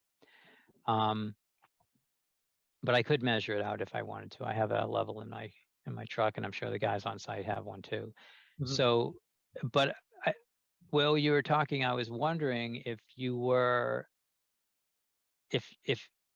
trying to say, I don't want you to have to get into a stamped plan from an engineer designing a slope. So you're okay with it going beyond the 35 foot, but keep the 3 to 1, so you're able to just hit that mark instead of needing a stamp plan and continuing these hearings. So was that what you were saying? Yeah, that was fun. In a That was way. just me thinking out loud. Honestly, I think when we come to vote, I don't want it to go past the 35-foot line. But Yeah, that was more me thinking out loud. Okay. Since that's what we're talking about, and that's what the plan that we're talking about is proposing, just ignore that I said that. That was just me thinking Okay. out loud.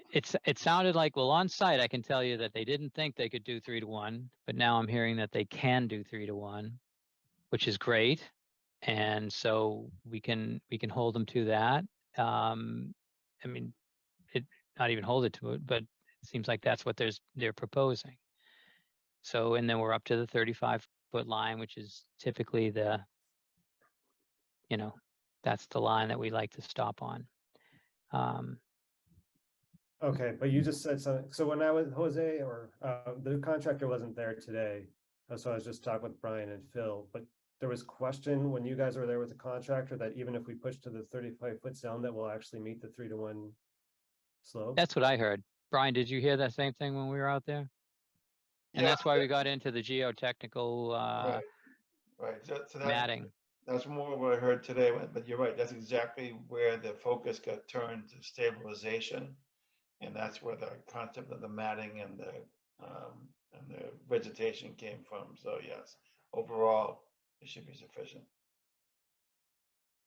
I mean, John, really, did we you have to have any- ensure that no erosion happens. I mean, Mr. Peterson doesn't want erosion right there too, because he's going to lose half his patio, down the side of the hill. So it's important that So- that's stabilized. So by the way, Chuck, when we were there today, we asked when the thought was for the mat going in, because my thinking was, what about erosion between now and whenever that happened?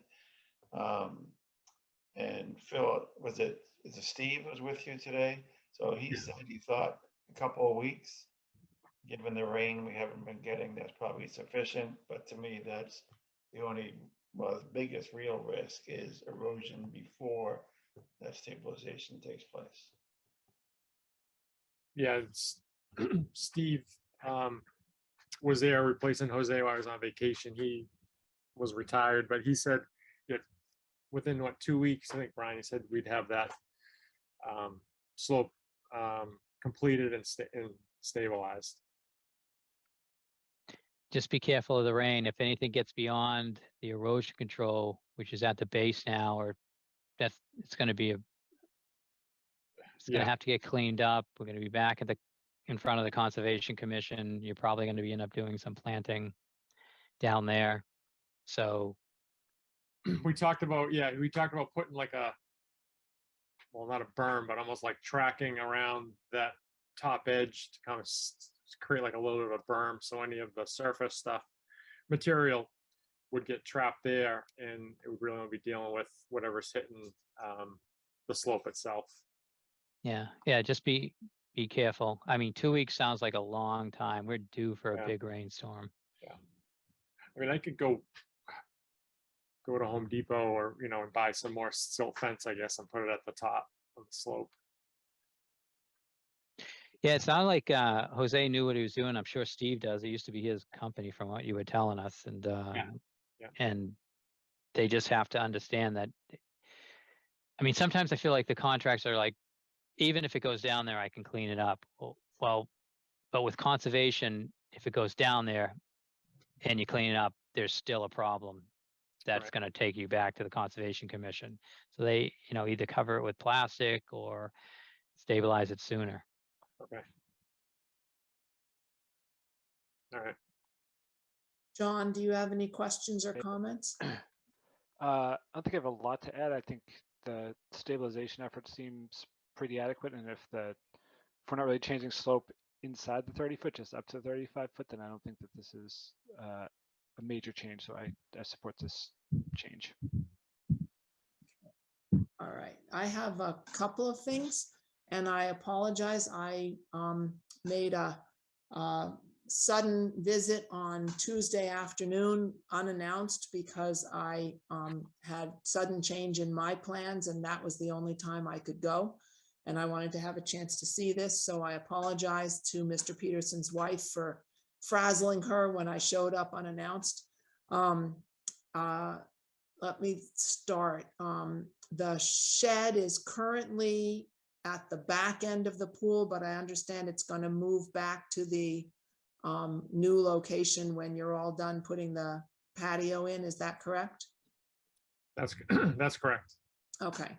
And on this, well, when I was there in person looking from near the shed down the hill, there seemed to be 2 silt fences, one behind the other. Can you explain where those are on this plan and what their functions are?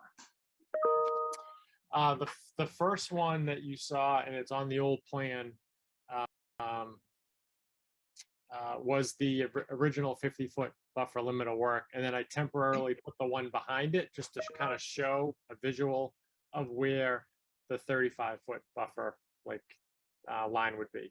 Okay, so that further out silt fence would be the furthest that your grading Correct. would end up going. Correct. Yeah. Okay. And on here, it says 5 trees to be removed and replaced with new trees as indicated. So are those trees that we did not previously approve removing, or are those already the same ones we approved? Those are the approved ones. Yeah, it's the same one. Okay. So this plan doesn't show the vegetation that's going to go on the slope. Okay.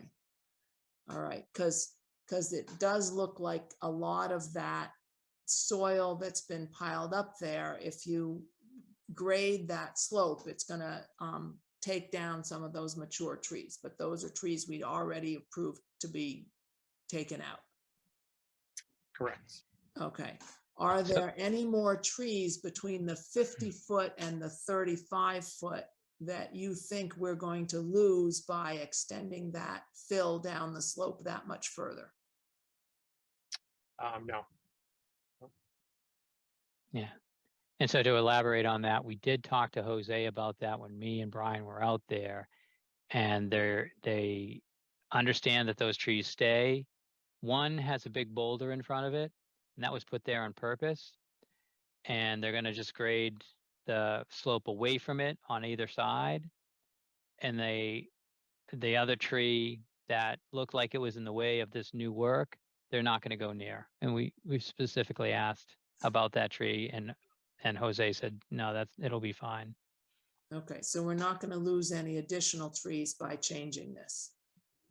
All right, and would it make sense to put a row of straw wattle or mulch sock along the base of that 35-foot erosion fence, silt fence, to help protect from further erosion until the grading is finished? It would be a good idea to make sure that the new 35-foot line silt fence was tied into the ground. And if you wanted to stabilize that, I would put in hay bale that was staked into the ground behind it. And that would probably hold back a lot of, erosion if it started to rain, because it would be pretty solid, but not straw wattle. Okay. And All right. that's really going to be up to the contractor. I mean, we could insist on it.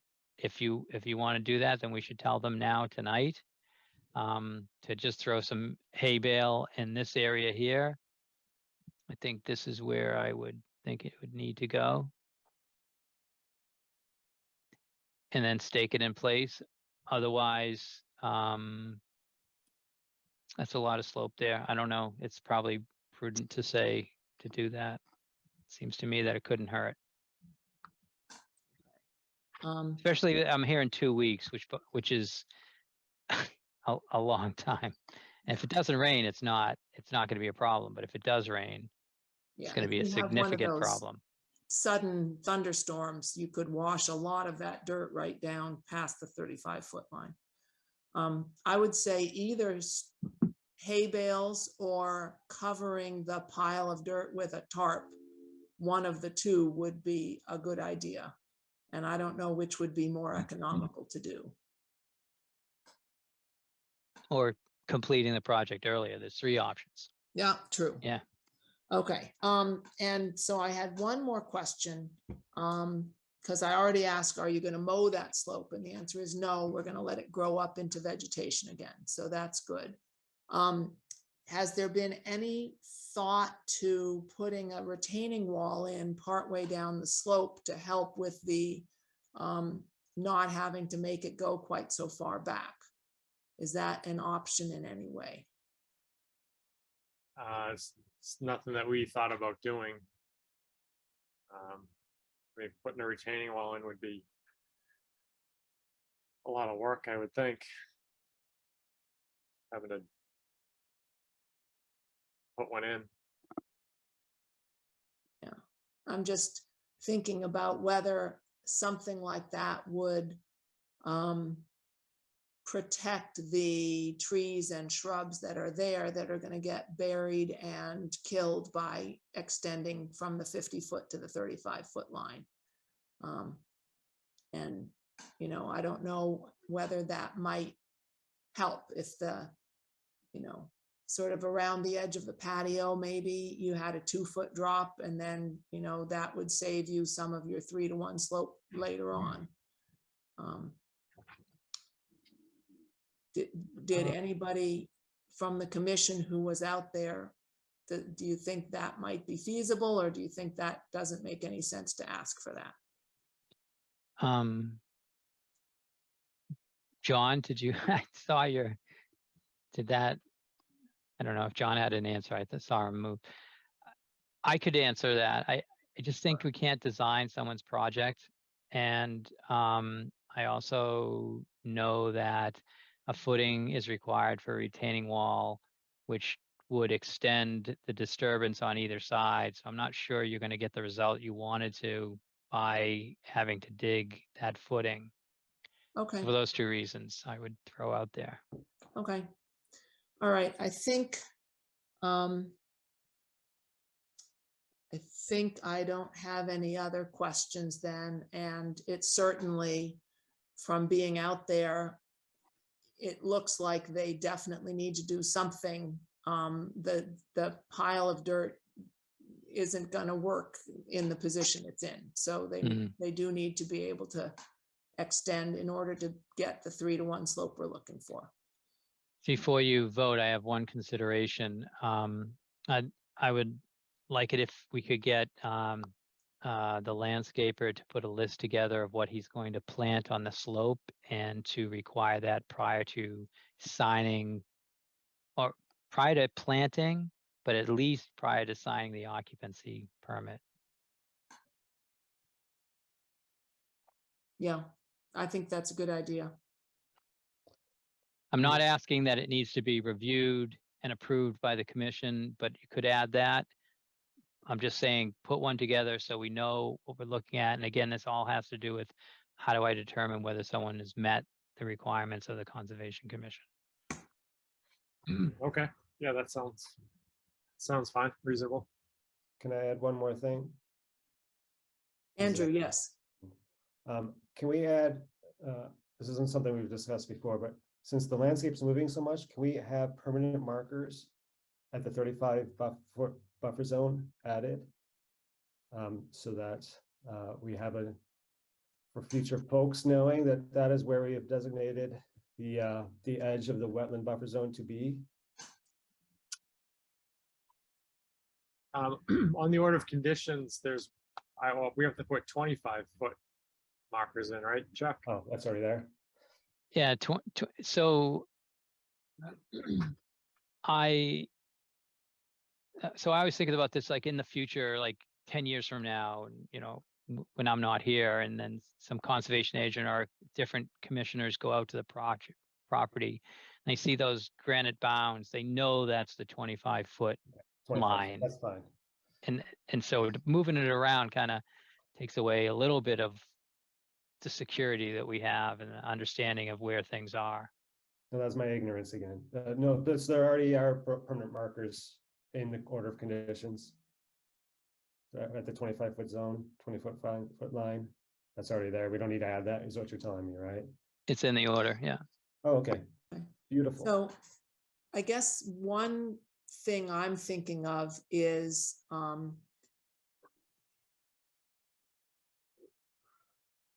if we approve this minor plan change, would it be possible to make some sort of in perpetuity that no further work will extend closer to the wetland line than this project goes?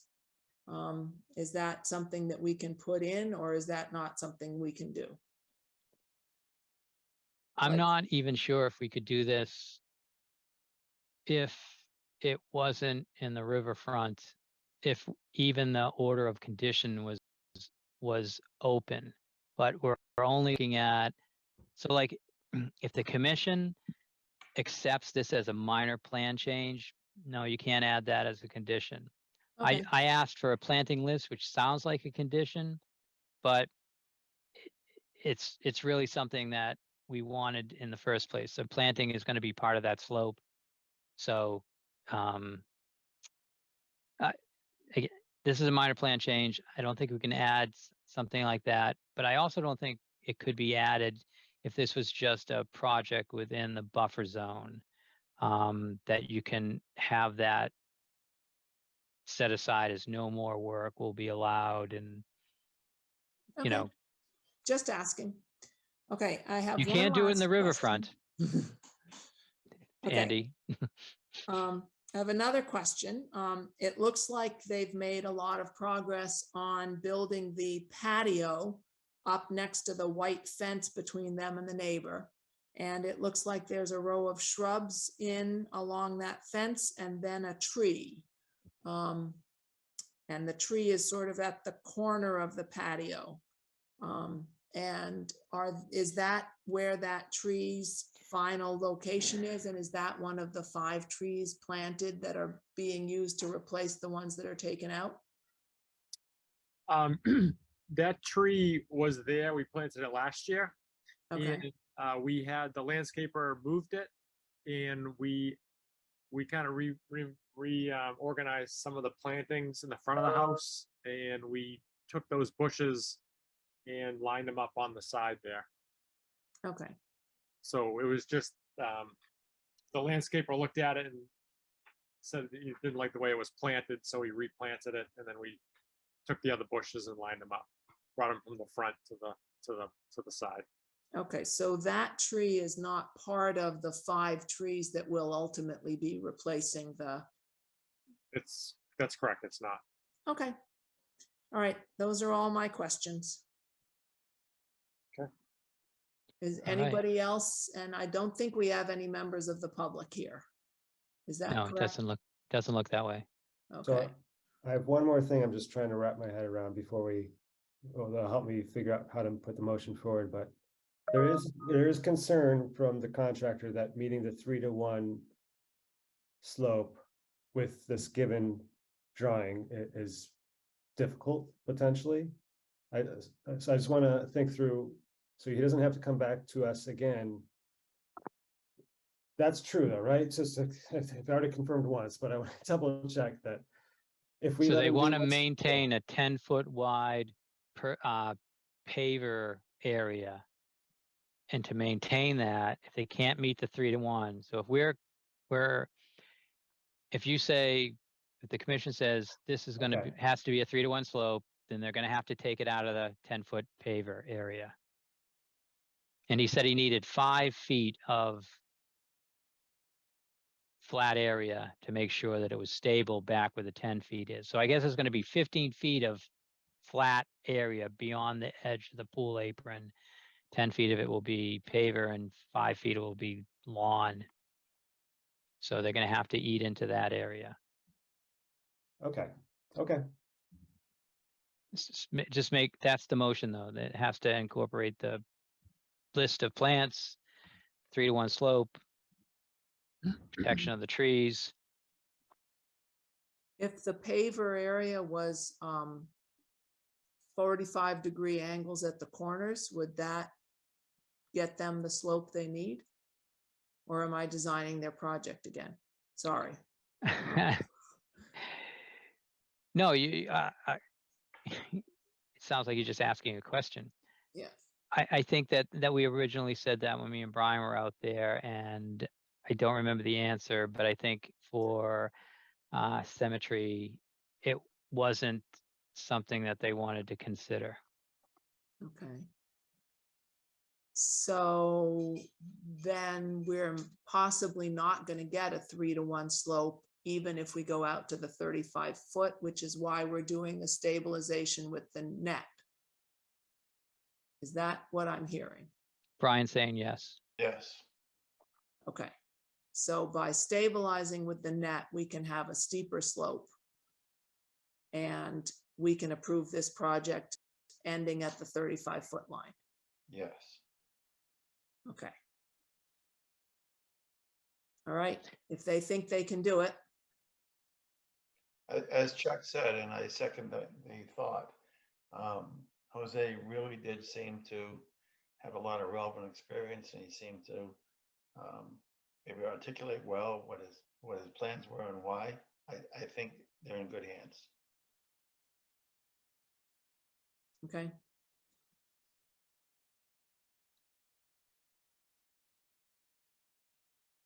Do we have a motion? Go ahead, Andrew.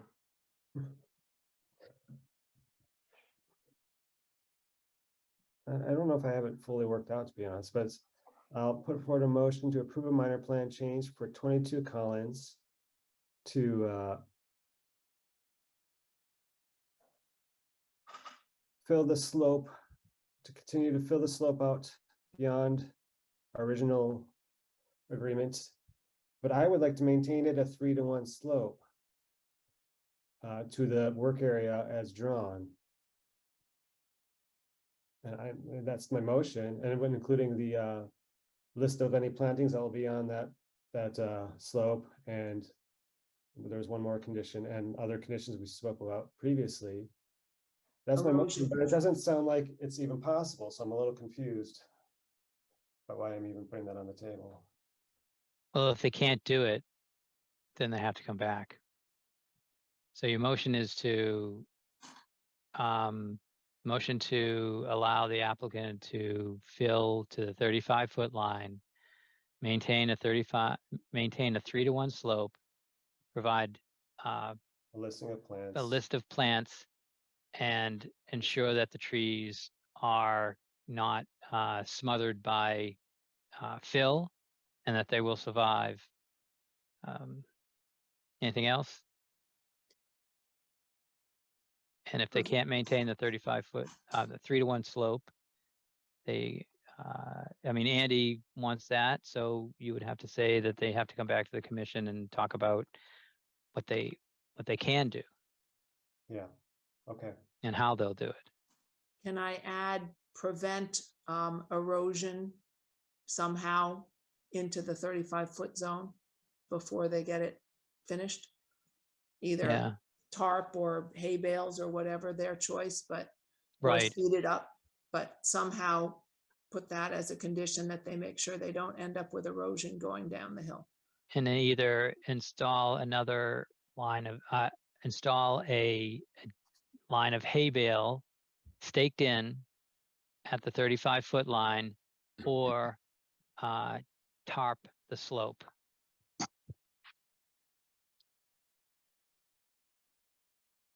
So moved. Oh, I can't make the, Andy has to say it. Yeah, yeah. I was Andy- trying to get away Andy with has to say it. repeat all that. All right, so I will make a motion to approve the minor plan change for 22 Collins to maintain a 3-to-1 slope on the fill away from the patio and the pool, to not smother any of the trees that will be in that filled area, to add some erosion control if this is not going to happen immediately, to limit any erosion beforehand, and to provide a list of plantings that will be, or seeds that will be planted on the slope. Did I miss anything? Sounds good. Do we have a second? Oh, I didn't say to the 35-foot zone line, Right, for the 35-foot buffer zone. yeah. I'll second that. John Sullivan in favor. Brian Bowe in favor. Andrew Driven in favor. Martha Moore in favor.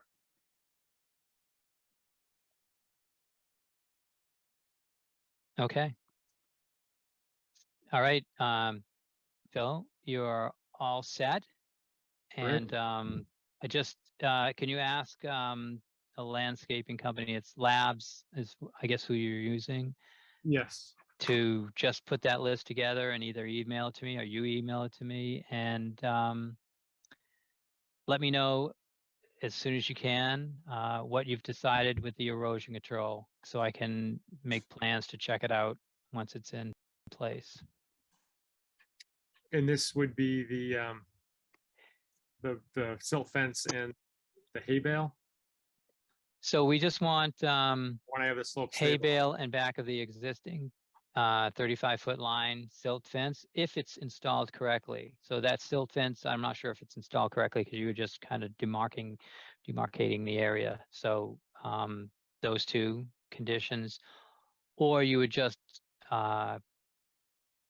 with the silt fence that's on the 35-foot line installed correctly, you could just put plastic on the slope or a tarp and not worry about getting additional hay bale. Okay. All right, I understand. Yeah, that silt fence will be put in correctly. It was just there just to demarc. Okay. So we didn't dig anything or touch anything. Okay. Well, it's great. All right. Yeah, thank you. Thank you for all your time and consideration and thinking about it. And All right, good luck with your Thank Yeah, pool. good luck. Good luck. We'll see Thank you you. later. thanks, everyone. Have a good night. All right. So it's 9 o'clock. Violations? We could talk about violations. But I think that we're doing well on our violations. We went out to Bond Street and there were three on Bond Street. And we've really worked our way through those. And we're hoping that, was it 38, 34, and 30? And we just have to get back to 34. Right. And so we're going to be putting in an effort on that. We also have a letter going out to RMLD. And Mayor. is that it, Brian? No, I'll RMLD? put it to Mayor Tree Service. Oh, and Mayor Tree Service. So Mike Hannaford brought to my attention that RMLD, through their contractor, which was Mayor Tree, was continuing to cut trees around town. And not only did Mike Hannaford let me know that he hasn't given them permission to do this, but he actually called me up and brought me out to a site where they had just done it. And he told me he knew nothing about it. And he just happened upon that site. And there were several large trees cut down. It was right next to the Coolidge School. And he showed me another spot where he said that he was told that they had sprayed some poison ivy. They were sprayed the poison ivy to kill it so they could work in this area later. So I went out there with Mike and I told Brian about it, and Brian went out there, and then we decided to write a letter just to put him on notice that, spraying and cutting trees within the resource area, the 100-foot buffer zone, would need a conservation permit, and that we understand that they have a permit, but it's is no longer valid. It's expired, and that they need to obtain a new one, and they need to at least keep us informed of what they're doing. Yes, and that new integrated vegetation management plan has been in the works for a couple of months. Mike's been waiting for a meeting with them, which I guess we would attend as well, and it just hasn't come together. So that was also mentioned in the letter. Another letter also, Chuck, was 44 Eastway. Was that in this time period? That was, right? Oh yeah, 44 Eastway. Mm-hmm. You want to take that on? Do you want to tell them about that one? Sure. Chuck was out there actually to the next door property. to look at an issue. with 32, yeah. Mike Hannaford. And while he was there, he did the usual look over the property line approach, and he saw what he referred to as quote unquote historic yard waste. There's a pile of bricks. There's yeah, you have pictures. They're amazing pictures. So they got a letter.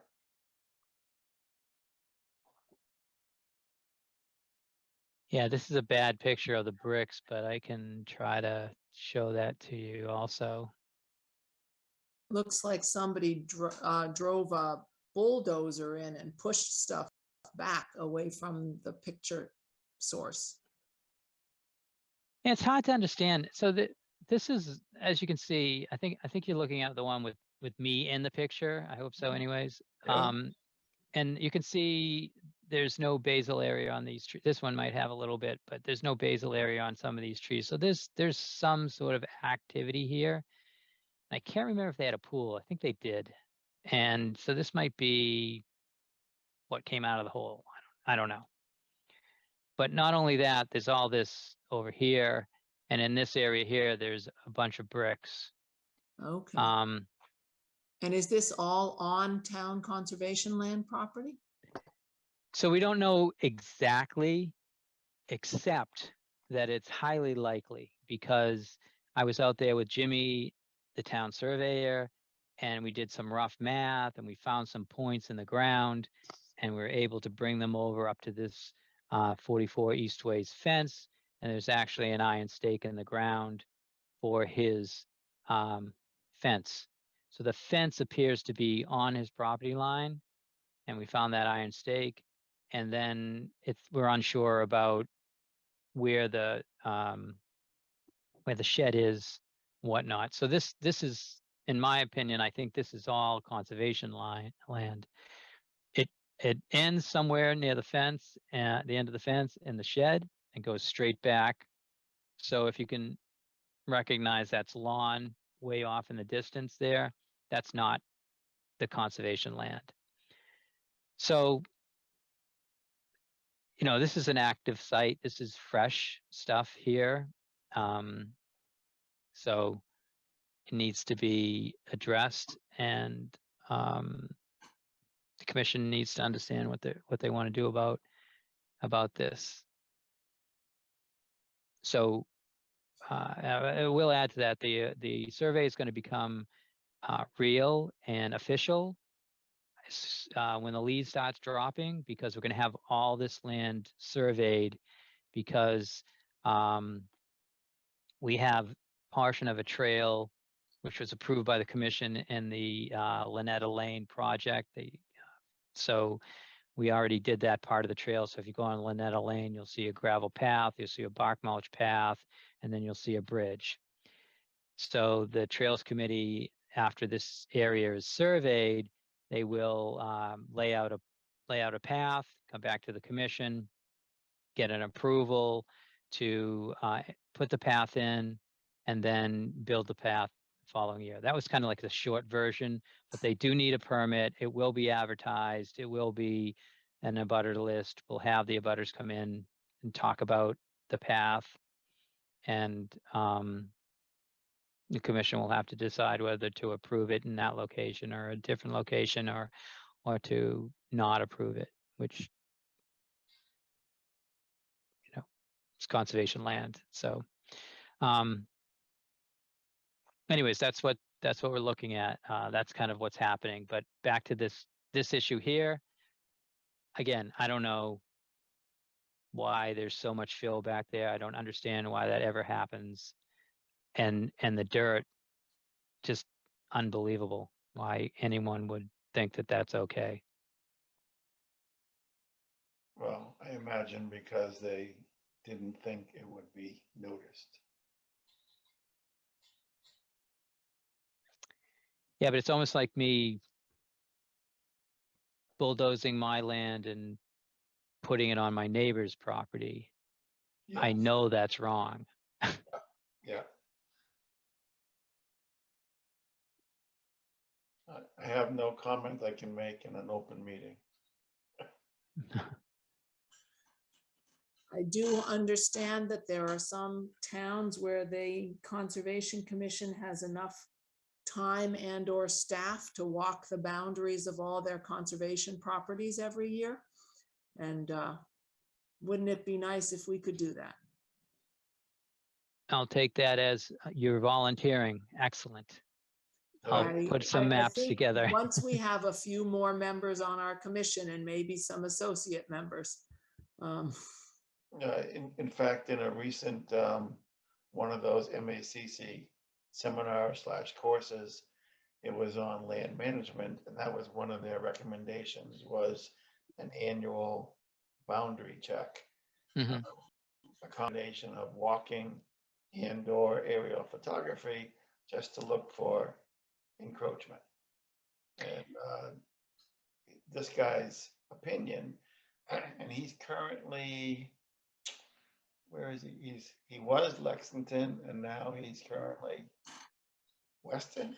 I think I forget exactly, but you know, he said it's all over the place. So that's why you look at the boundaries, because there's always encroachment. Yeah. Okay. And there's a lot of ways that can happen where, you know, if we could establish, you know, Friends of Lynetta Lane Conservation Land, then they would look, they would make you know, they would make a call. We could go out and investigate it. You know, they don't have to be an associate member. They don't have to do anything, but just be an abutter that uses that area and notices something happening and lets us know about it. Well, in fact, an example of that was the person who called about spraying the poison ivy on Birch Meadow Drive, you know, right where it joins John Carver. That was Yep. a resident who just dropped a dime. That's right. Yeah. Okay, so we've come to the end of our agenda. It's 9:13. No records were set tonight, but Not bad, though. So are we sending a violation letter to this people that have the photo up? Oh, yeah. Eastway? We already did that. That's 44 Eastway. And Yeah. you have sent them a letter. Awesome. Thank you No. for doing that. we have written a letter. It's not going to go out until probably Monday. Okay. I apologize for overstepping there. Yeah. Well, I thank passed you. it on to Chuck, so now I'll throw him under the bus. Yeah, it's amazing. It's amazing. You can be as fast as you want to be, but then you have to deal with others. All So right. this will go out on Monday. Okay, we have a DPW Conservation monthly meeting on September 6th. I probably will not be available to attend that. Brian, are you planning to be able to be there? I am. Okay, anybody else want to go with Brian, or we're gonna let him represent us? Be careful how you answer that. I will let Brian represent us. Okay. Anything else on the rest of our agenda that needs to be addressed? Yeah, just PSA that they're putting up some signs in the town forest, just warning people not to have their dogs or cats, whatever they're walking, go into the water. They're checking it. It's questionable. It's unclean. I can't remember the exact terminology, but they weren't identifying anything other than they're going through the process of checking that. The health department is looking into it right now. I think they were concerned about some cyanobacterial growth, perhaps. So Not some chemical pollution, but organisms. Blue algae or something, right? Yeah. Yeah. so Blue as, algae is cyanobacteria. as a correction, I'm going to say no. The health department is not throwing that term out there, Okay, but someone walking their dog did. okay. Good point. So they're calling it. The health department is just saying, let's check it. Don't have your dogs go in it, and it's just unhealthy water or something like that, or just stay out of it. And are we presuming that that's likely because of the drought? It's in the health department's camp. I've seen some of the emails. No one's made any determination. Okay. And I think I was supposed to 2 weeks ago mention that there is a drought and people should be careful about using water. And I completely forgot to do that 2 weeks ago. So I'm bringing it up now. Yeah, and it'll probably be around for the next 2 months until they look at it again. And getting back to the blue-green algae and the cyanobacteria, typically that's caused, I'm gonna say typically, that's caused by septic systems and phosphorus.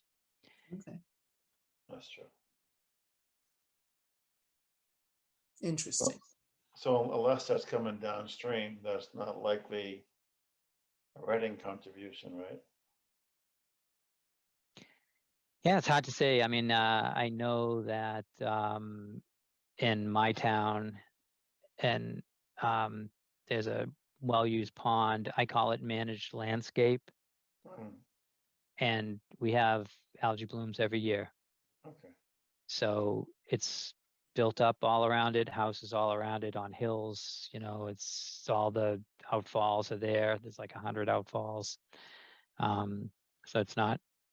It has to be managed to use. I don't think we have the same situation in the town forest, but like I said, they're looking into it. They're taking the concern seriously, and they'll let everyone know. Bill Sullivan, the town forest chair, knows about it and has been active on the emails. Okay. All right. Do we have anything else before we adjourn? Oh, minutes, approval of minutes. Did you want to do your minutes? Did everyone agree that that they had a chance to look at the minutes for? November 10th, 2021? That's right. Yes, and there's no changes. A couple of typos, not worth anything. Anybody, Andy or John, did you find any things you needed to change? And if so, have you made the changes? Trying to take a quick look. They look good to me. Thank you. And did we get the minutes sent out for August 10th? No. Okay, so we can't approve those, but maybe we can approve the November 2021 minutes. And then we'll be almost current.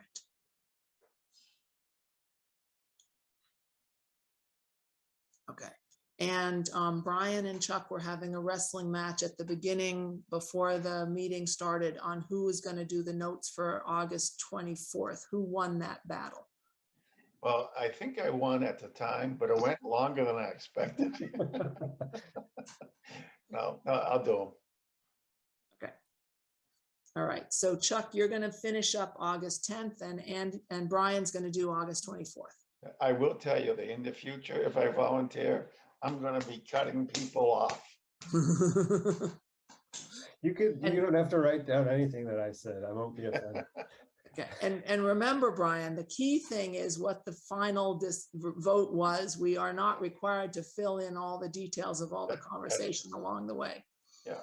I got into that habit just because it was easier to do a transcript than minutes, but we don't have to. Yeah, I did way too much detail on my last one, so I've learned that lesson. Okay. All right, Andy, did you have a chance to look at November 10th? Yeah, it looks good. Looks good? Okay. So can I have a motion to approve the minutes from November 10th to 2021? I'll make a motion to approve the minutes from November 10th, did you say? November 10th of 2021. Second, Andrew Gibbon, second that. Thank you. John Sullivan in favor. Brian Bowe in favor. Andrew Gibbon in favor. Martha Moore in favor. All right. Do we have a motion to adjourn at Oh, 9:19? Oh, Can I add one thing? This Sure. email just came in. So the next phase of the forest cutting plan at the town forest, they want to do a site visit at 10 o'clock on 8/31/22. and they're asking me if I can attend. They're only going to do one. They're walking the whole place. I talked to Brian about it, but I didn't get him the information. So it's 10 o'clock, 8/31/22. And we're all invited or just you? No, we cannot. Yeah, no, they'd love to have you guys. I mean, they're going to have to submit a permit. It's your site walk. 8/31, Yeah, I can do that. I can do that. What time is it? 10 o'clock in the morning. 10 a.m. I think I can do that. I'm really curious what they mean by walk the whole forest, but we'll see. Right. Yeah, I know. Will we You may meet have to at bring your Stroud lunch Ave? with me. Will we meet at our new parking lot? I don't know. I'll get you. It doesn't say where we're meeting. They're just trying to figure out who's available for that day. I'll email them tonight before I leave and just say that works for me. And then some commission members will be coming also. Yeah, the last time a lot of people drove into the upper compost yard, I parked out on Grove Street and walked in, but yeah. I assume they'll do that again. Yeah, at least up to that area. Yep. Okay, so that's what I wanted to say. And so we're ready to adjourn again. At 9:21. I make the motion to adjourn at 9:21. I'll second. Yeah. Okay, John all Sullivan in in favor. favor? All in Martha favor? Moore in favor? Brian Bowe in favor. Okay, Andrew Gerber in favor. meeting is adjourned. Before you guys Yay. all log off, I do have one thing to ask. Ah. And it doesn't need to be on broadcast, but I think the experiment of my having a Conservation Commission email address has failed. And I would like you guys all to just use my old email address when you're sending messages, because I didn't see the emails about a site visit recently because it was all going to the Moore Conscom email Okay. address. So don't send anything to that public address anymore. I will check it periodically to see if members of the public have sent me emails, but I don't want to miss important things because they went to that email, which does not come on my phone. It only comes on my computer. And so I have to have logged into my computer and opened that up to see it. So that's not working. Okay. Understood. Understood. So, and I have followed Andy's advice and spent a little money on Google in order to get more storage space so I can have all the Andy, you big sure it wasn't things. Not Joe? my advice, yeah. I thought your idea was pretty clever. I'm sorry. Yes. It didn't work. Yeah. Anyway, so I can accept big files again on my regular email. So just ignore that other one. I will check it periodically for public comment, but other than that, for our personal use and planning site visits, I really need to be in on the loop on my regular email. Didn't realize my video was off. Okay, That's all. thank you for that. Thank you. It was worth trying. Okay, anybody go. else have anything? Oh, Did We're we done vote before 9:30.